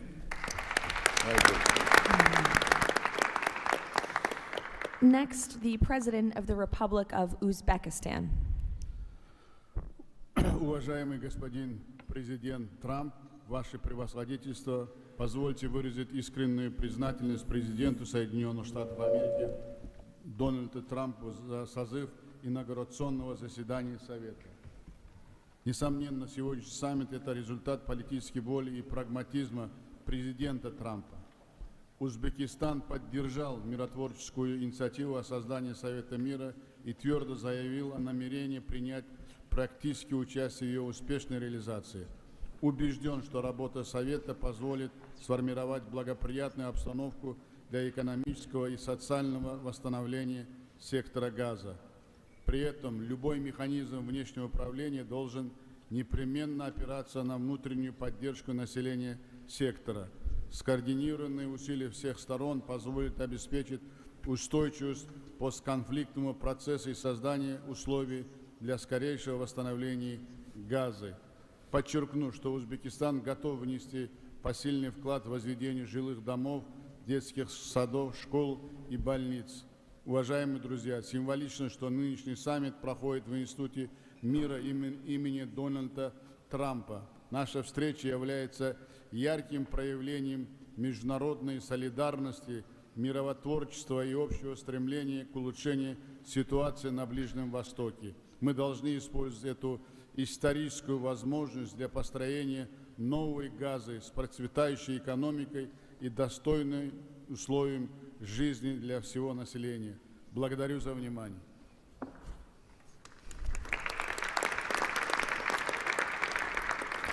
The President of the Republic of Indonesia.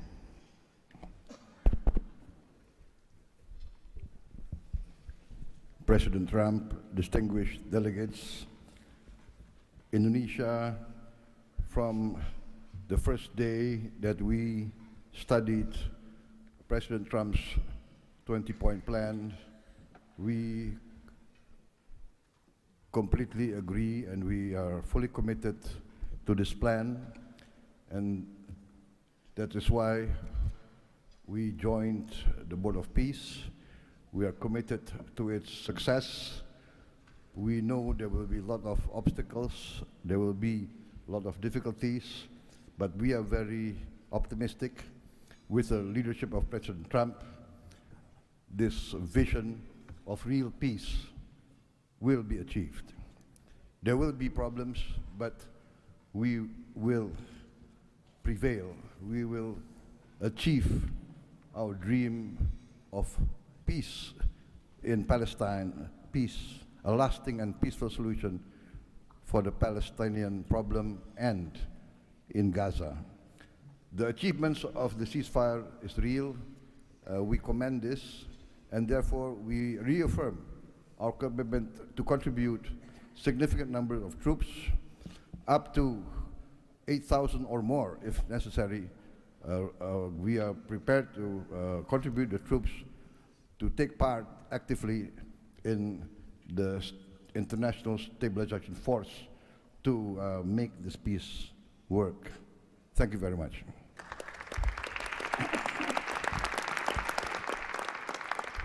The President of Romania. First of all, President Trump, thank you for convening this very important meeting, and thank you for your involvement and leadership for the peace plan in Gaza, a peace plan that have been comprehensive and stable, and also for your efforts and results in other parts of the world. I think everyone desires peace, stability, prosperity in Gaza, but the question is how to act for, and it's why this meeting and this format is important. What Romania can do, first, on the humanitarian situation, we can increase the number of flights in order to extract children with disease and to treat in Romanian hospitals. We've done already, and we can do for 1,000 children and 4,000 family members. Secondly, we had a good expertise in emergency response system like ambulance, fire systems, and we can help in order to rebuild that system, and we can donate some equipment. Third, we already offering some scholarships for Palestinian students, and we can extend the program, and we can help also to refurbish the schools in Gaza. And fourth, I think the most important, we had also some expertise. We can help to rebuild the institutions, like police, like justice, like public administration. We have done that in other parts of the world, so we have some expertise. We can contribute with experts, with trainers, and also it's important to say that we have traditionally good relation with Jewish people and with the Palestinian people, so it will help. So we can count on us. Thank you. The Prime Minister of the Republic of Albania. Thank you for inviting me to be part of this journey, Mr. President. The fully aligned bipartisan vote of support this initiative received in our parliament speaks for itself about how honored Albania is to be a founding member of this new organization. Many in Europe say the Board of Peace is meant to substitute the United Nations. It does not look to me like an attempt to replace the UN, but if it helps shake that agonizing giant and inshallah wake it up, then God bless the Board of Peace. Mr. President, we commend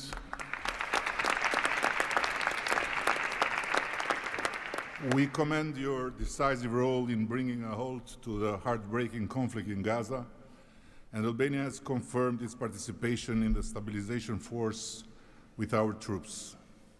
At the same time, I propose that this board invite all countries to contribute directly by building a dedicated public facility for Palestinian children, and in doing so, the world would help the children of Gaza who are the most innocent hostages of the lunacy of Hamas, to grow within the tangible presence of the largest chain of hands humanity has ever joined together, by not only putting the money, but bringing their own architects in this, so the world will transform an wound of history into an oasis of hope, where compassion takes concrete form and the future is shaped around those who deserve it most, the next generations of Palestinians. Albania will be privileged to stand in that chain. Allow me very briefly to draw your attention to another open conflict closer to home, where President Trump's leadership during his first term brought Kosovo and Serbia closer than ever to a final peace agreement. The president of Kosovo was then brutally prevented from traveling to the White House to sign that agreement in the presence of President Trump. And this was the doing of the very same Sicario prosecutor that went after President Trump himself, and for that became worldwide famous. Today, the Kosovo president have now spent 6 years in pretrial detention before a special court in The Hague, sponsored by several democratic states, some of them present here, that should be shamed of that type of international justice. Just last week, Mr. President, another prosecutor, funded by this great country and its taxpayers, requested 45 years of imprisonment for him, a request that sent shockwave of humiliation through an entire peace-seeking nation. At this moment, only a few months stand between a man who rose from resistance to ethnic cleansing to become a peacemaker and the potentially devastating outcome in a court that has so far failed at every step to uphold the standards of democratic justice. For the sake of God, Mr. President, let's do something before, as you say, very bad things might happen again. And again, thank you so much for including Albania in this noble initiative by bringing close friends of Israel and of the Arab countries. We very much hope to be an added value in your amazing vision.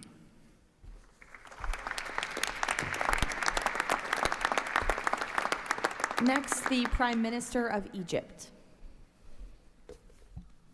Your Excellency President Donald Trump, distinguished participants, I thank President Trump for convening this meeting. His Excellency's direct involvement and commitment to promoting peace in the region has been instrumental in achieving an end to the conflict in Gaza, which was previously considered unattainable. Egypt supports President Trump's vision to usher in a new era of peace and coexistence among the people of the region, in which the Palestinian people enjoy the rights to self-determination and statehood, in accordance to relevant international resolutions. Egypt also appreciates President Trump's firm position on rejecting the annexation of the West Bank. Egypt supports the mandate of the Board of Peace as a principal framework for governing the transitional period in Gaza. It is necessary to fully empower the National Committee for the Administration of Gaza to function effectively from within and throughout the Strip. Also, preserving the institutional and geographical link between the West Bank and Gaza is vital for the Palestinian Authority to eventually resume its role in Gaza. Within the framework of Egypt's support to President Trump's plan, Egypt will continue its effort to train Palestinian police personnel to maintain security within the Strip.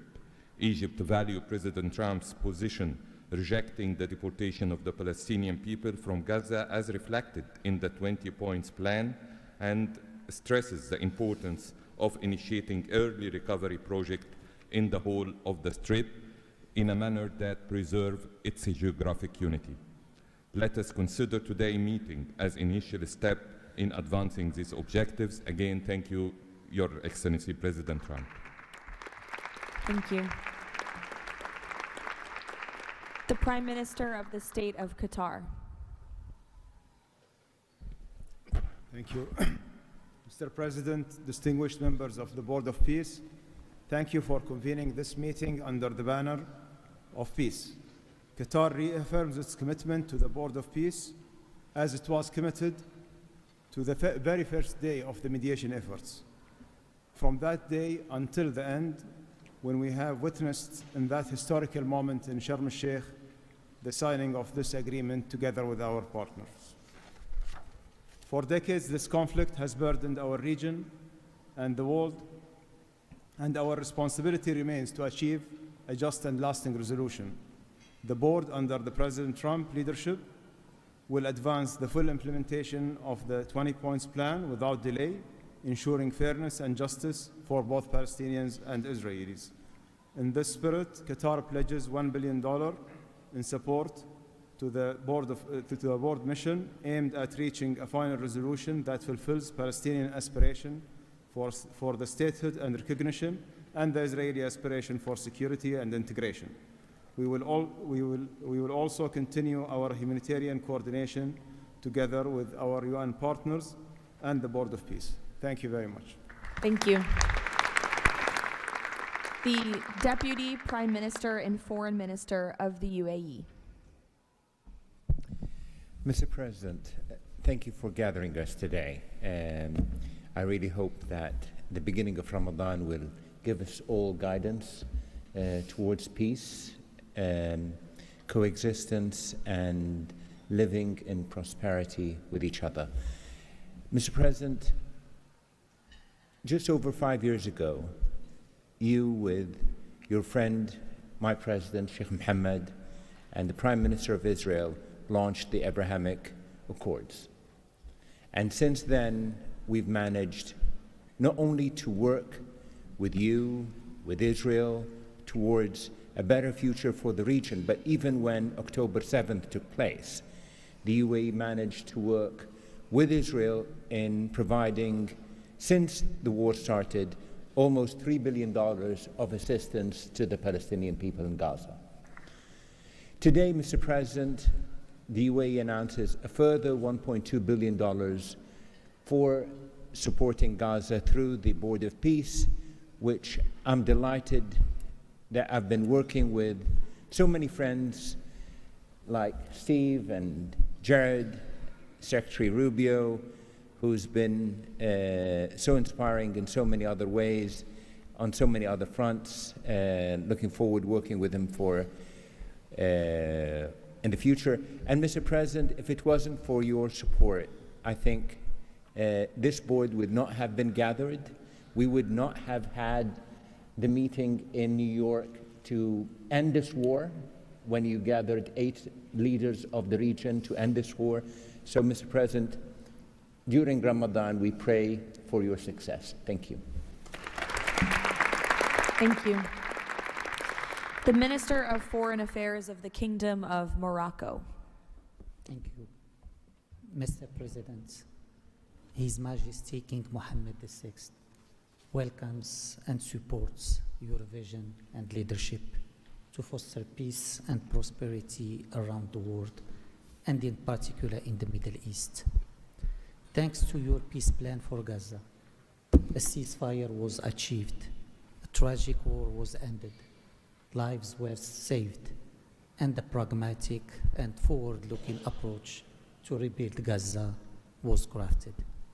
Today, as a committed founding member of the Board of Peace and upon instructions of His Majesty King Mohammed VI, Morocco is pledging the following in honor of the President Trump's visionary peacemaking. 1, Morocco has already made the first ever financial contribution to the Board of Peace. 2, Morocco is ready to deploy police officers and train policemen from Gaza. 3, Morocco will deploy a high-ranking military officers to ISF Joint Military Command. 4, Morocco will deploy a military field hospital. 5, Morocco is ready to lead a de-radicalization program to fight hate speech and promote tolerance and coexistence. To conclude, allow me, Mr. President, to briefly highlight 4 elements. The conditions set in phase 2 of the your 20-point plan should be met for the success of our action. Preserving stability in the West Bank is crucial. The Palestinian ownership is important through legitimate institutions. Lastly, you are, Mr. President, the only leader able to bring peace to the Middle East. We hope that the stabilization of Gaza will help launching a global and genuine peace process based on the two-state solution. Thank you. Thank you. The Minister of Foreign Affairs of the Republic of Turkey. Mr. President, distinguished participants, after 2 years of immense suffering, ceasefire in Gaza has been achieved thanks to President Trump's personal engagement and our collective efforts. Yet the humanitarian situation remains fragile, and ceasefire violations continue to occur. A prompt, coordinated, and effective response is therefore essential. President Erdogan remains fully committed to Gaza's security, stabilization, and recovery. Turkey has already been providing immense amount of humanitarian assistance to Gaza. We can also contribute meaningfully to the rehabilitation of health and education sectors, as well as the training of the police force. In addition, we are prepared to provide troops to the International Stabilization Force. Mr. President, Turkey will continue to support your efforts towards a just and lasting peace. We remain convinced that the foundation of such peace is the two-state solution. Let us work towards that objective for the benefit of all peoples of the region. Thank you. The Minister of Foreign Affairs of the State of Kuwait. I'll be delivering my statement in Arabic. فخامة الرئيس دونالد ترامب، رئيس الولايات المتحدة الأمريكية الصديقة، رئيس مجلس السلام، أصحاب الجلالة والفخامة والسمو والمعالي، الحضور الكريم، السلام عليكم ورحمة الله وبركاته. أود أن أنقل لكم تحيات حضرة صاحب السمو الشيخ مشعل أحمد الجابر الصباح حفظه الله ورعاه أمير دولة الكويت، وتمنيات سموه بالتوفيق والنجاح لأعمال هذا المجلس.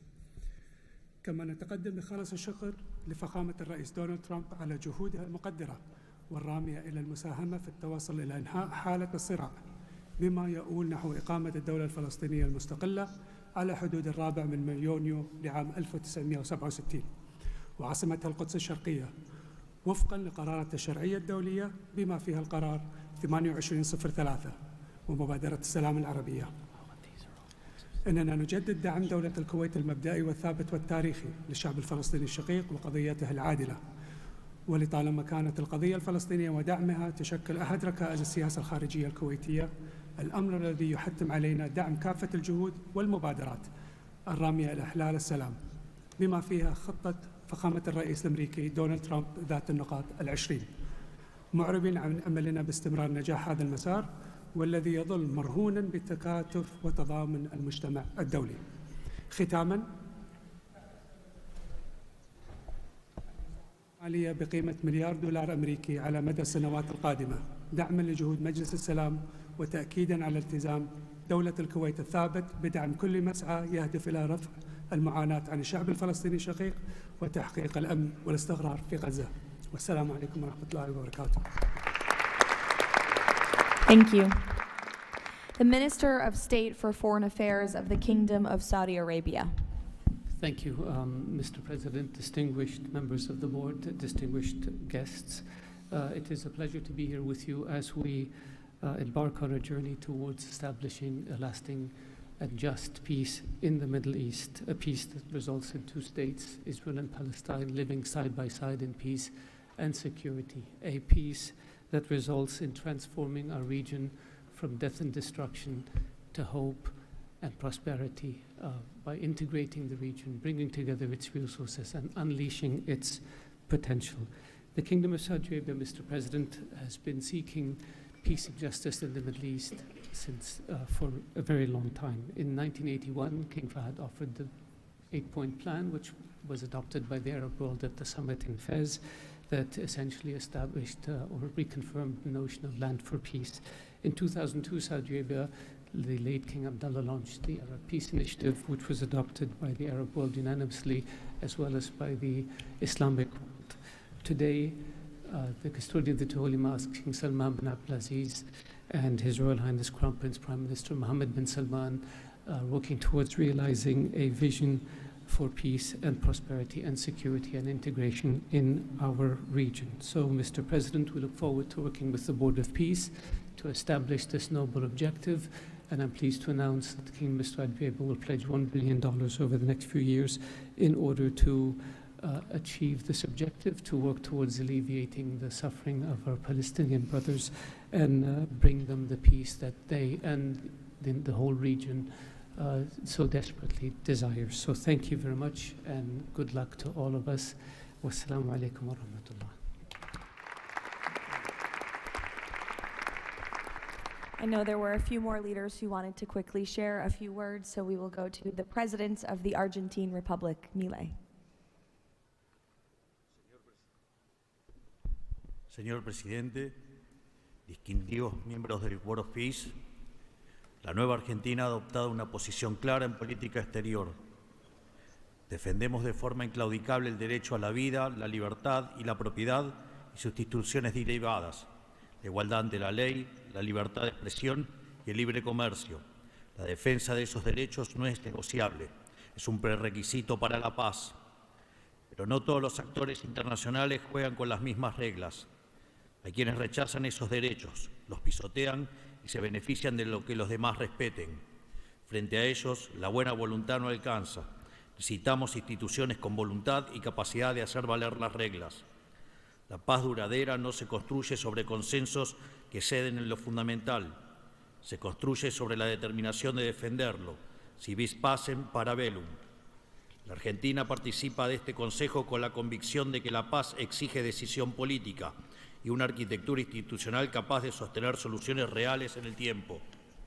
El presidente Trump ha predicado con el ejemplo, mediando el acuerdo de paz en Gaza, acuerdo que luego ratificó la resolución 2803 del Consejo de Seguridad de las Naciones Unidas. El Consejo de la Paz nace como expresión de ese liderazgo, con el mandato de ejecutar un plan de pacificación y reconstrucción y los mecanismos para hacerlo, entre ellos una fuerza internacional de estabilización. En esta etapa inicial, Argentina está lista para contribuir. Ponemos a disposición la colaboración de nuestros cascos blancos. Nuestra trayectoria en operaciones de paz es un capital probado que ponemos al servicio de la fuerza de estabilización. Creemos en una diplomacia que asume riesgos para alcanzar la paz. Creemos en el liderazgo que enfrenta desafíos complejos con determinación, como el del presidente Trump. Y creemos que la única paz que vale la pena construir es la que descansa sobre los derechos innegociables del hombre. El Consejo de la Paz ofrece un marco para avanzar en esa dirección. La Argentina lo respalda. Muchas gracias. Thank you. The Prime Minister of Hungary, Mr. Orbán.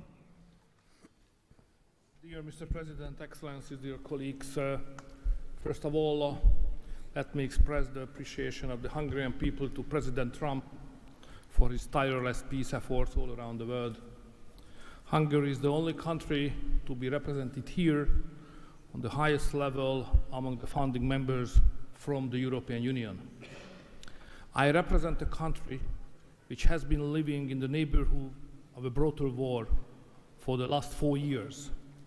We all know this war would not have broken out if President Trump had been in office at that time. However, President Trump's return to office offers a great chance to multiply the peace efforts not only in Gaza, but in Ukraine as well.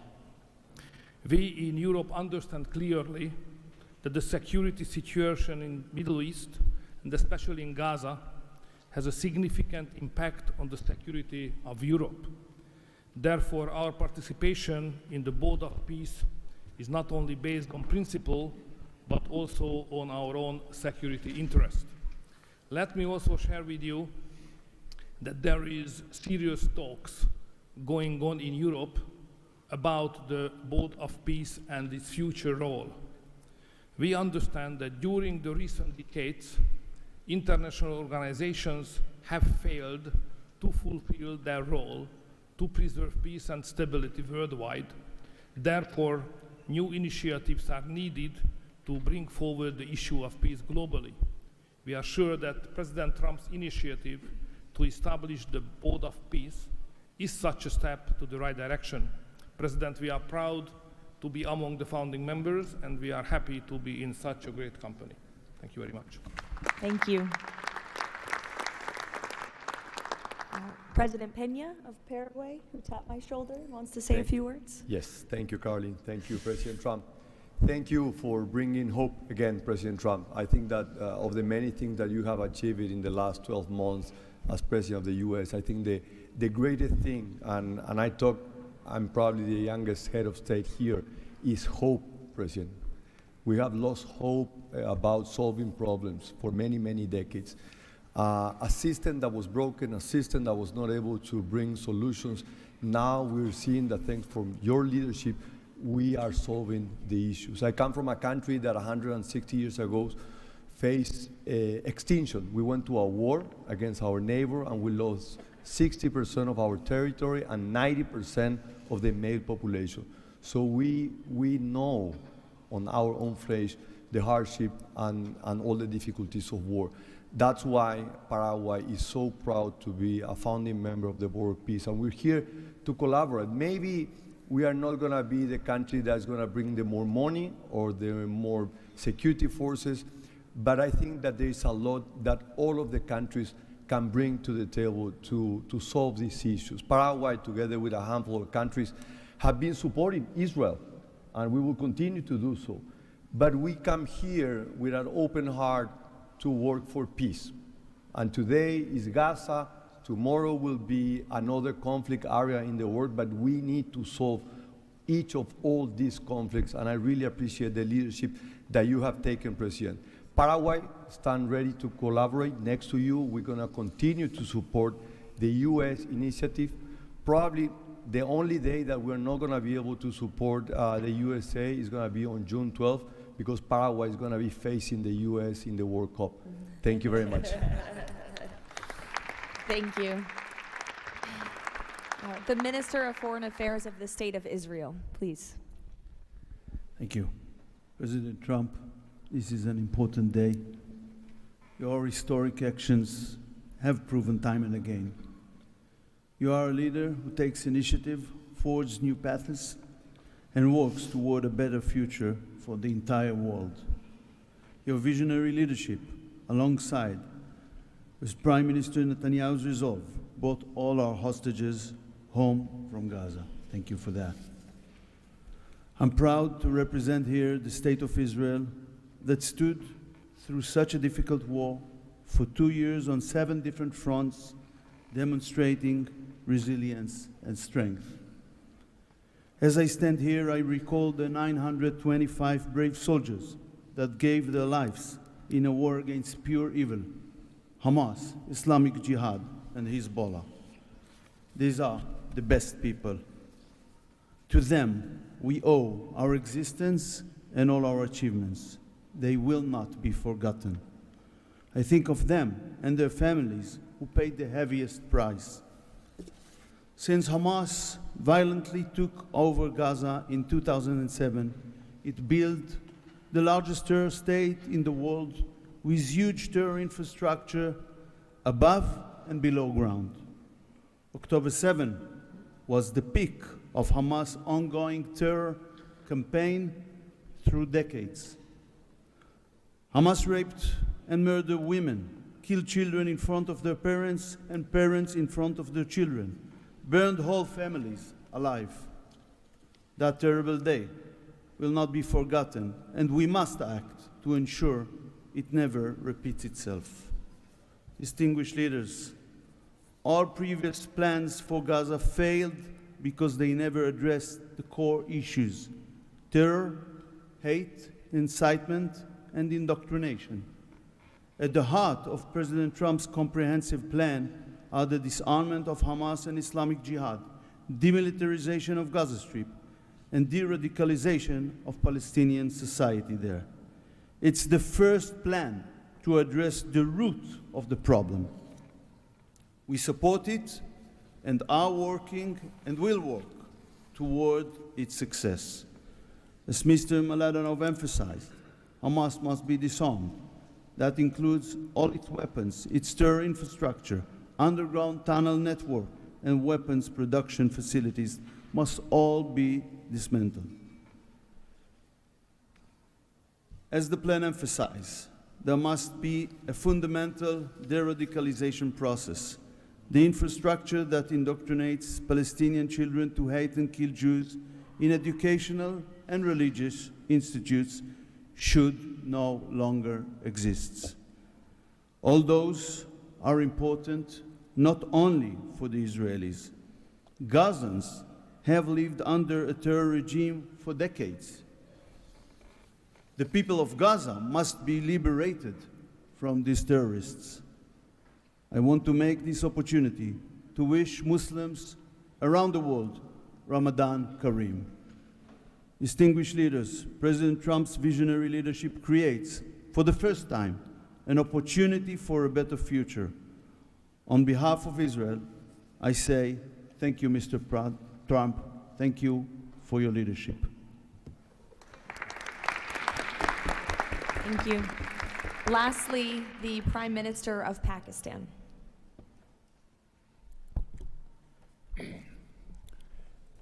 Bismillah ar-Rahman ar-Rahim. Your Excellency, President Donald J. Trump, members of the Board of Peace, distinguished guests, ladies and gentlemen, Assalamu alaikum and a very good morning. It's a great honor, Mr. President, to attend this inaugural Board of Peace meeting in this holy month of Ramadan, and may God reward you and make you successful in your efforts to bring lasting peace in Gaza. Mr. President, we deeply appreciate your unique initiative and your dynamic leadership in advancing peaceful solutions to conflicts across the globe. Your bold diplomacy has surely brought calm to many international serious hotspots. Your timely and very effective intervention to achieve ceasefire between India and Pakistan potentially averted loss of tens of millions of people. You have truly proved to be a man of peace. And let me say, Mr. President, you are truly savior of South Asia. The people of Palestine have long endured illegal occupation and immense suffering. And to achieve long-lasting peace, it is very important that ceasefire violation must end to preserve lives and advance reconstruction efforts. The people of Palestine must exercise full control of their land and their future in line with UN Security Council resolutions. Mr. President, we must work together towards a credible pathway to Palestinian self-determination through the establishment of an independent, sovereign, and contiguous state of Palestine in line with the relevant resolutions. Mr. President, we hope that under your visionary and dynamic leadership, we will ensure a just and lasting resolution to the issue of Palestine. And today is a day which will mark a place in the annals of history that through your efforts, through your untiring support and great efforts, long-lasting peace in Gaza will be achieved, will be your legacy for all time to come. Thank you.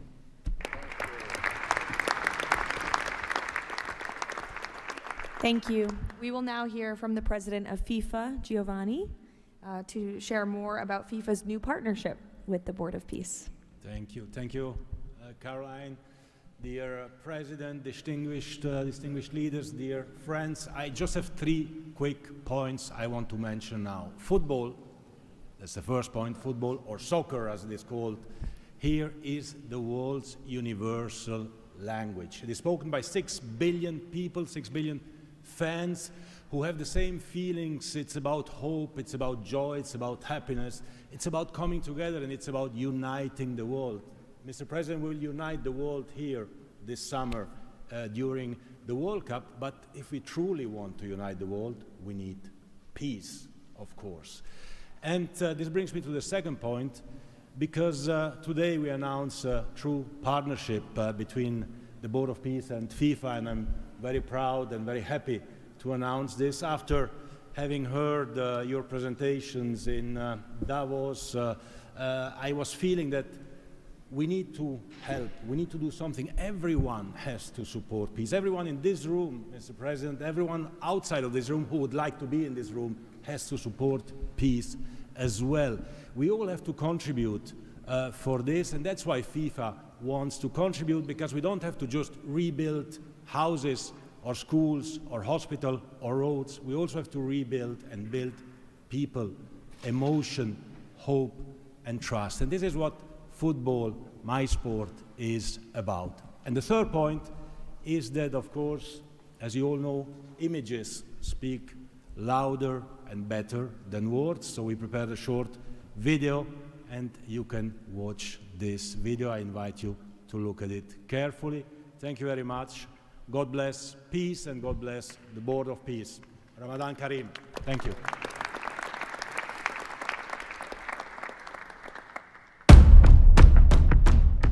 In a world where conflict has silenced playgrounds and broken routines, there is one language that still unites hearts: football.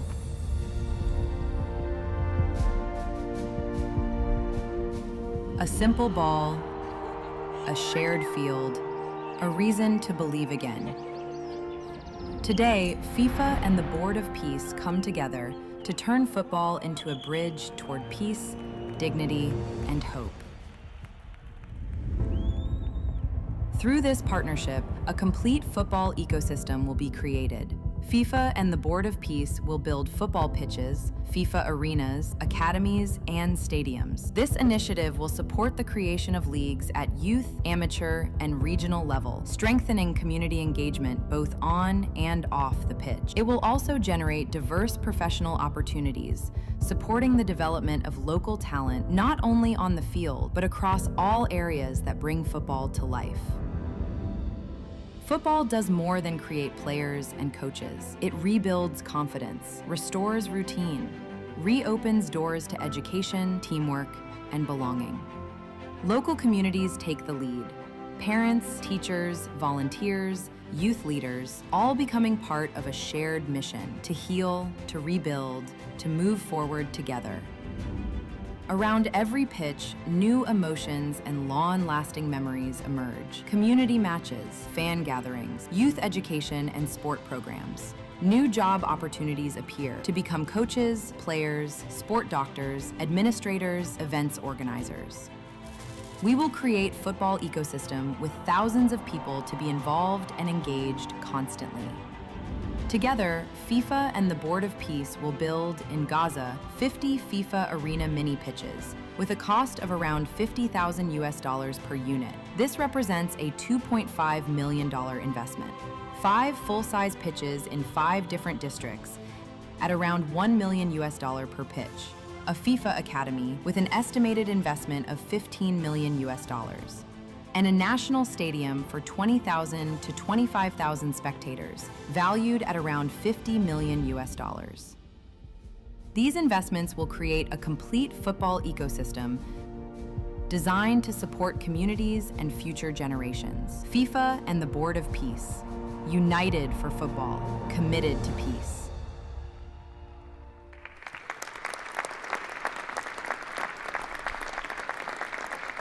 Thank you, Gianni. That's wonderful. In advance of today's meeting, members of the Board of Peace were asked to vote on a resolution establishing the principles of financial integrity and transparency that will guide the board's work, and that resolution has passed unanimously.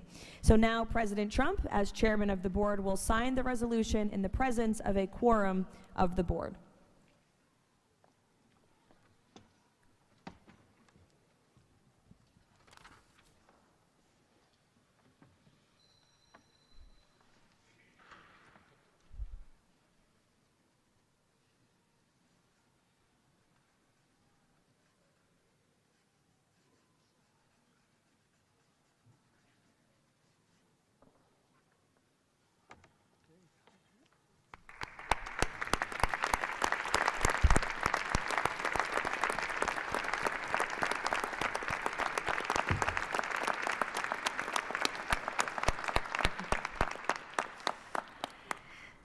Now, while this is not a fundraiser, the Board of Peace has already inspired remarkable support from so many on this stage.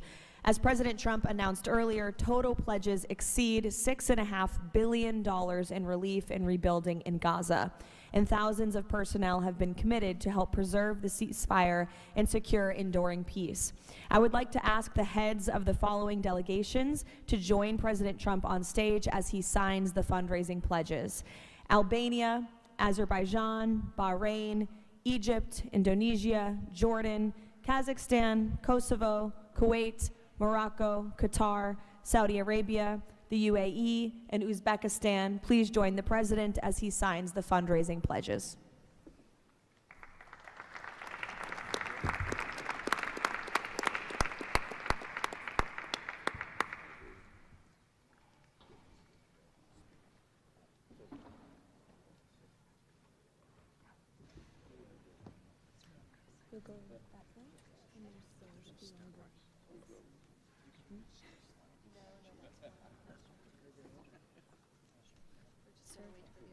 You'll go this way.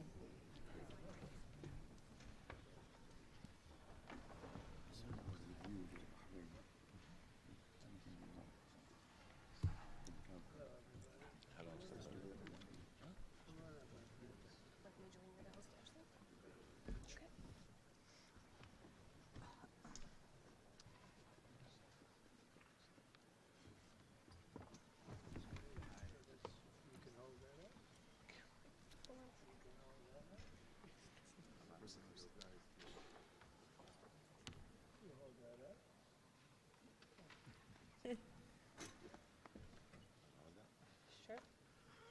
All right.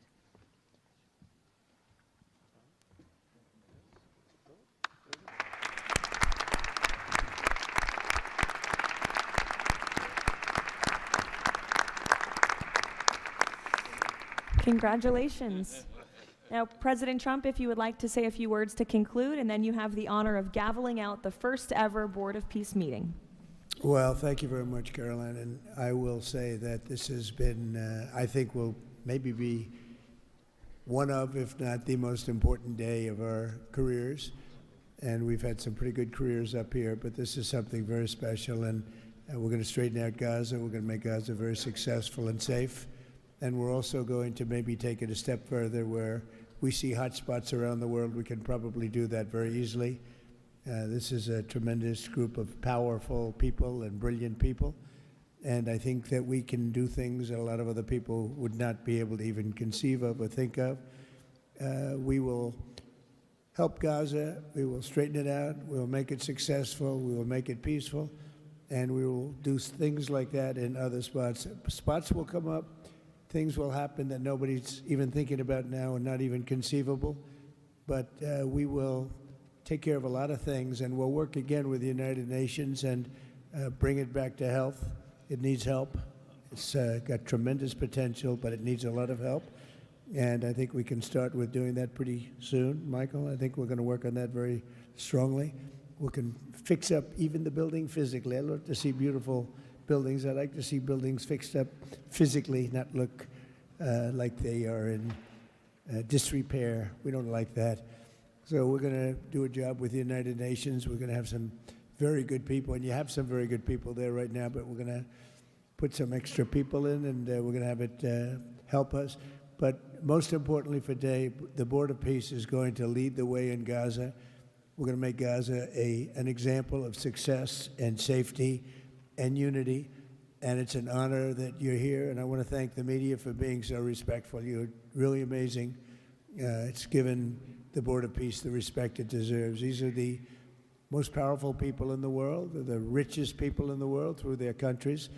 And they have made a tremendous commitment, and the United States likewise has made a tremendous commitment. Thank you to everybody for your involvement, and we look forward to working with you over the years for many, many reasons, many very, very good humanitarian reasons. Thank you all. Thank you very much. Thank you. Thank you, Mr. Thank you. President.